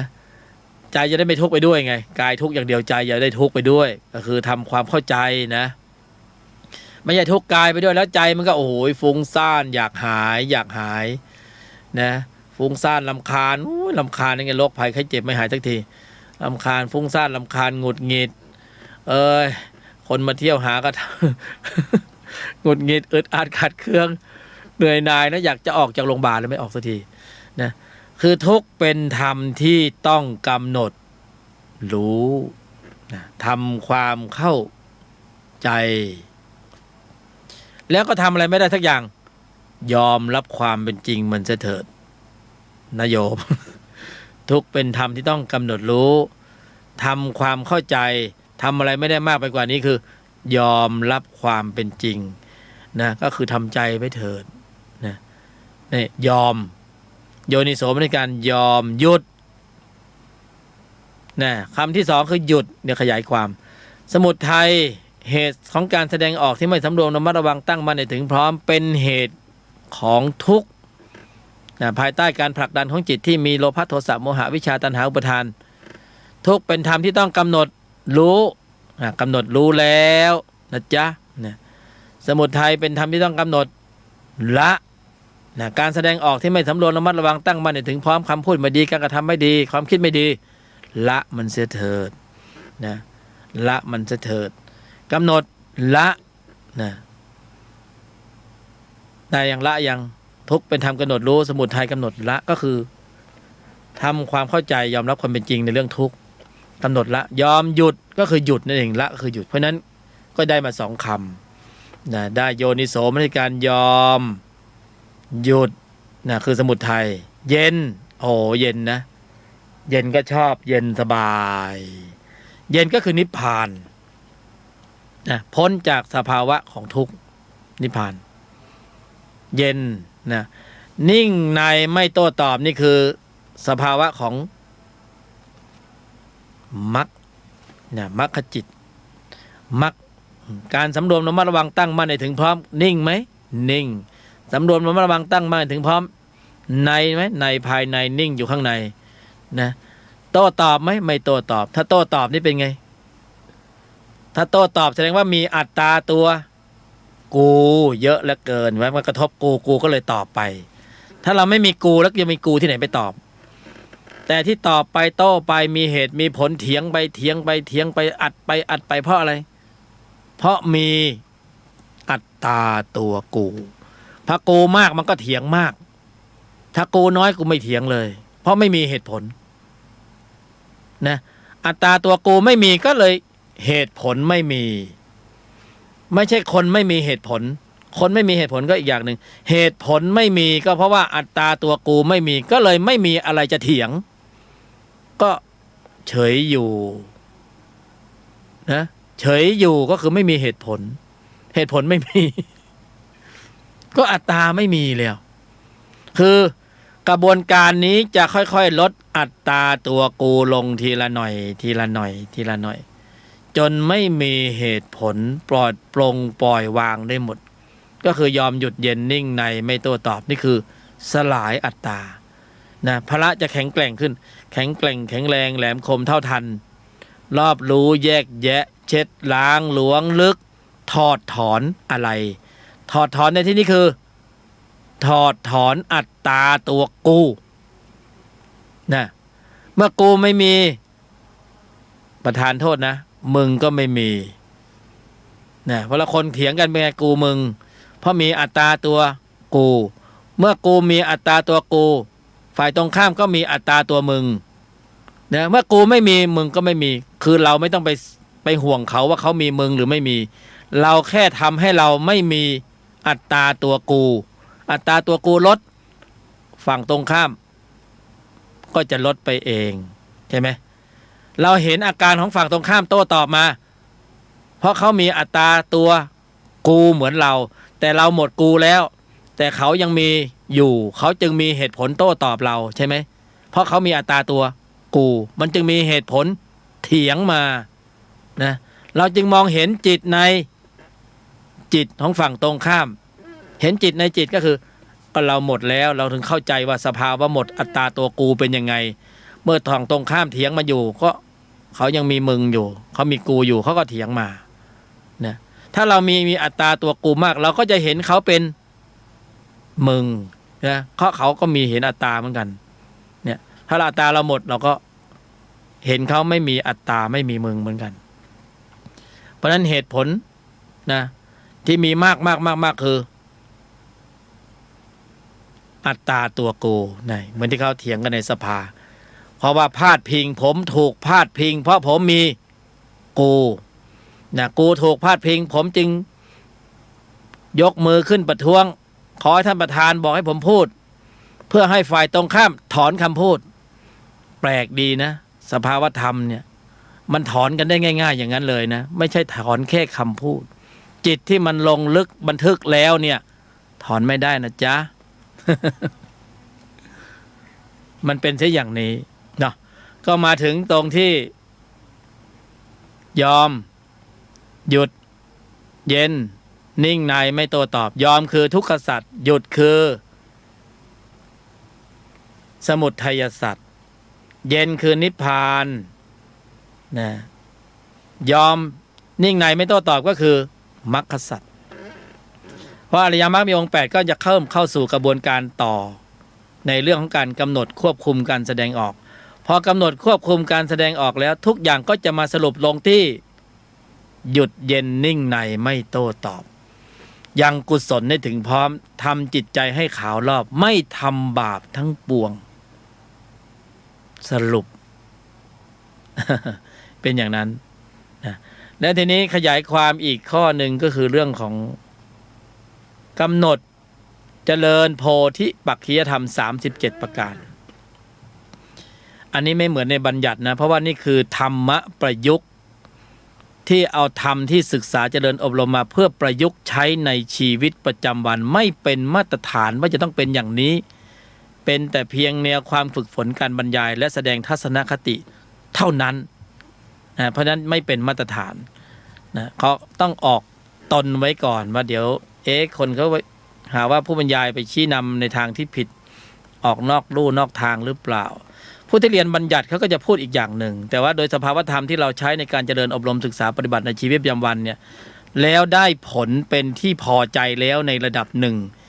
จนปรากฏเป็นสภาวะของฌานปัญญาญาณได้ในระดับหนึ่งจึงได้ถ่ายทอดนำเสนอออกมาเพื่อที่เอาไว้ในการตรวจสอบตรวจทานของผู้ที่ใฝ่ศึกษาธรรมะประเด็นข้อสุดท้ายที่จะนำเสนอก็คือการกำหนดควบคุมระบบแสดงออกก่อนที่จะมีการกระทบสัมผัสทางทวารต่างๆอันนี้ก็คือโพธิปักขิยธรรม37ประการเชิงปฏิบัตินะเชิงบัญญัติเชิงอะไรก็แล้วแต่นี่คือเชิงปฏิบัตินะถ้าผู้รู้ผู้ฟังผู้เข้าใจศึกษาธรรมะก็ต้องเอาไปตรวจสอบตรวจทานนะถ้ามีเมตตาก็ขอองค์ความรู้ชี้แนะชี้นำก็ขอน้อมรับด้วยความยินดีการกำหนดหมายก็คือ กำหนดเจริญควบคุมการแสดงออกซึ่งมีความละเอียดมากกว่าและครบองค์ประชุมครบองค์คณะขององค์ประกอบของจิตที่ประกอบด้วยกุศลในระดับชั้นของโพธิปัจจยธรรม37ประการครบองค์ประชุมอยู่ในนี้ทั้งหมดนะโดยสภาวะในภายในนะโดยสภาวะในภายในก็คือเริ่มต้นที่การกำหนดเจริญมรรคมีองค์8นิ่งในไม่โต้ตอบกำหนดเจริญอริยสัจสี่ยอมหยุดเย็นนิ่งในไม่โต้ตอบแต่ทั้ง2-3 บทนำต้องเริ่มต้นด้วยโยนิโสมนสิการในปฐมกาลเพราะว่าองค์ธรรมกุศลจิตองค์นี้เราไปศึกษาในพระไตรปิฎกเราจะเห็นว่าพระบรมศาสดาทรงสั่งสอนสรรเสริญองค์ธรรมกุศลจิตองค์นี้มากเป็นอันดับหนึ่งความหมายก็คือกุญแจสตาร์ทเครื่องยนต์ของมรรคถ้าไม่เริ่มต้นด้วยโยนิโสมนสิการในกรอบของการควบคุมระบบแสดงออกก็องค์ธรรมกุศลจิตองค์อื่นก็จะไม่เสด็จดำเนินพร้อมองค์ประชุมดังนั้นองค์ประกอบที่ระดับของโพธิปัจจยธรรม37ก็จะอยู่ที่การกำหนดหมายสัจจะในปฐมกาลสัจจะในการที่จะควบคุมการแสดงออกและวางกรอบไม่พูดไม่โกรธไม่เห็นผิด3แนวทาง3หัวข้อแล้วโยนิโสมนสิการตามก็จะเข้าสู่การลำดับดำเนินการปรากฏเกิดขึ้นด้วยเหตุด้วยปัจจัยของการเชื่อมโยงกันของธรรมะของกุศลจิตซึ่งเป็นธรรมชาติที่พิเศษที่สุดเป็นองค์คณะใหญ่นะเป็นทัพหลวงเลยก็ว่าได้ที่จะทำภารกิจหน้าที่ในการที่ทำให้พระมีความแข็งแกร่งแข็งแรงแล้วกำเนิดเป็นฌานเป็นปัญญาญาณขึ้นมาเมื่อมีกำลังมากขึ้นก็จะถอดถอนและสลายอนุสัยกิเลสและอาสวะในที่สุดอันนี้ก็ขยายความได้นิดหน่อยเกือบจะหมดเวลาก็พวกเราก็ต้องเอาไปฟังหลายๆรอบนะตรวจสอบตรวจทานดูความเป็นได้ความเป็นไปได้ความเป็นจริงแล้วก็ไปทดลองปฏิบัติสำคัญคือเราจะต้องทำให้เกิดสภาวะขึ้นมาด้วยการสร้างอุบายขึ้นมาแล้วก็ปฏิบัตินะโดยมีโยนิโสมนสิการเป็นบทนำเราจะกระทำได้อย่างนี้ในยุคสมัยที่มีกายมนุษย์แล้วก็ทำได้ดีมากด้วยแล้วก็ทำได้ทุกรูปทุกนามนะเคยตอกย้ำแล้วว่ากายมนุษย์นี่ออกแบบมาเพื่อที่สุดของธรรมกายมนุษย์ของเราทุกคนเนี่ยออกแบบมาเพื่อที่สุดของธรรมนะก็คือสูงสุดก็คือนิพพานสุดโต่งเลยแย่มากเลยคือยอดแย่คือนรกเปรตอสุรกายที่สุดก็ไปได้ตรงนั้นแต่ที่สุดของธรรมในกายมนุษย์ถูกออกแบบมาได้ทั้ง2ชั้นล่างกับชั้นบนแต่เราขึ้นข้างบนดีกว่านะข้างล่างเราท่องมาเยอะแล้วพอถึงจุดหนึ่งเนี่ยความรู้สึกมันจะบอกเองว่าใช่หรือไม่ใช่นะใช่หรือไม่ใช่ไม่ต้องมีใครมารับรองให้รับรองตนของตนเองเพราะทุกตนทุกรูปทุกนามมีตนศรัทธาความเพียรสติสมาธิปัญญาเป็นบทนำอยู่แล้วเพราะฉะนั้นจะรับรองตนเองได้เลยว่าเรามาถูกทางหรือหลงทางนะกายมนุษย์ถูกออกแบบมาเพื่อที่สุดของธรรมในที่นี้คือสามารถทำให้บรรลุธรรมได้ในยุคสมัยที่เรามีกายมนุษย์สายด่วนธรรมะปฏิบัติผู้บรรยายจะขออำลาแล้วนะ095-143-1989สายด่วนธรรมะปฏิบัติผู้บรรยายหยกธรรม095-143-1989รัตนะมหันทโยสุขโสรัตนะหันตละสาธุตังขออนุโมทนาในกำลังจิตที่มีองค์ประกอบในกุศลเป็นอันมากได้เจริญเกิดขึ้นในใจของท่านทั้งหลาย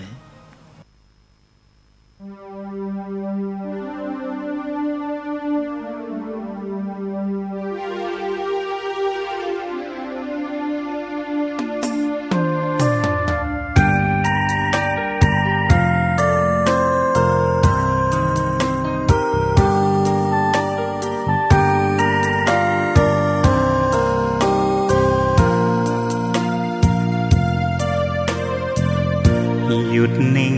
เย็นในไม่มีโต้ตอบสอบผ่านสบายฝึกจิตภายในได้มรรคคงธรรมสร้างสมบารมีมิให้ตกต่ำสภาวะธรรมสองนำชีวิตหยุดโลภโกรธหลงปลงอนิจจังวางลงทุกสิ่งเมื่อจิตเรานิ่งเห็นธรรมทันทีแจ่มแจ้งรู้จริงพร้อมวิหารสี่จุดหมายเรามีอยู่ที่นิพพานทุรธรรมนำพ้นล้นด้วยปัญญายกธรรมเมตตานำพาสื่อสารสัจจะโยนิโสมนสิการองค์โพธิญาณประทานให้เราจับนอกมองในไตรลักษณ์ให้นานวัฏฏะสงสารเวียนว่าอยู่นานพบผ่านแต่เศร้าหลุดพ้นอย่างไรบริหารจิตเอาพระพุทธเจ้าสอนเราเห็นทาง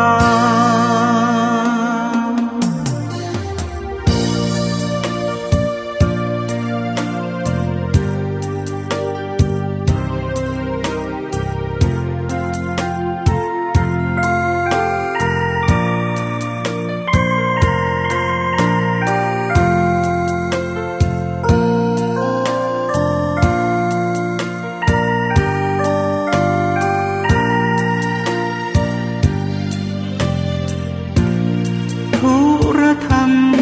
นำพ้นล้นด้วยปัญญายกธรรมเมตตานำพาสื่อสารสัจจะโยนิโสมนสิการองค์โพธิญาณประทานให้เรา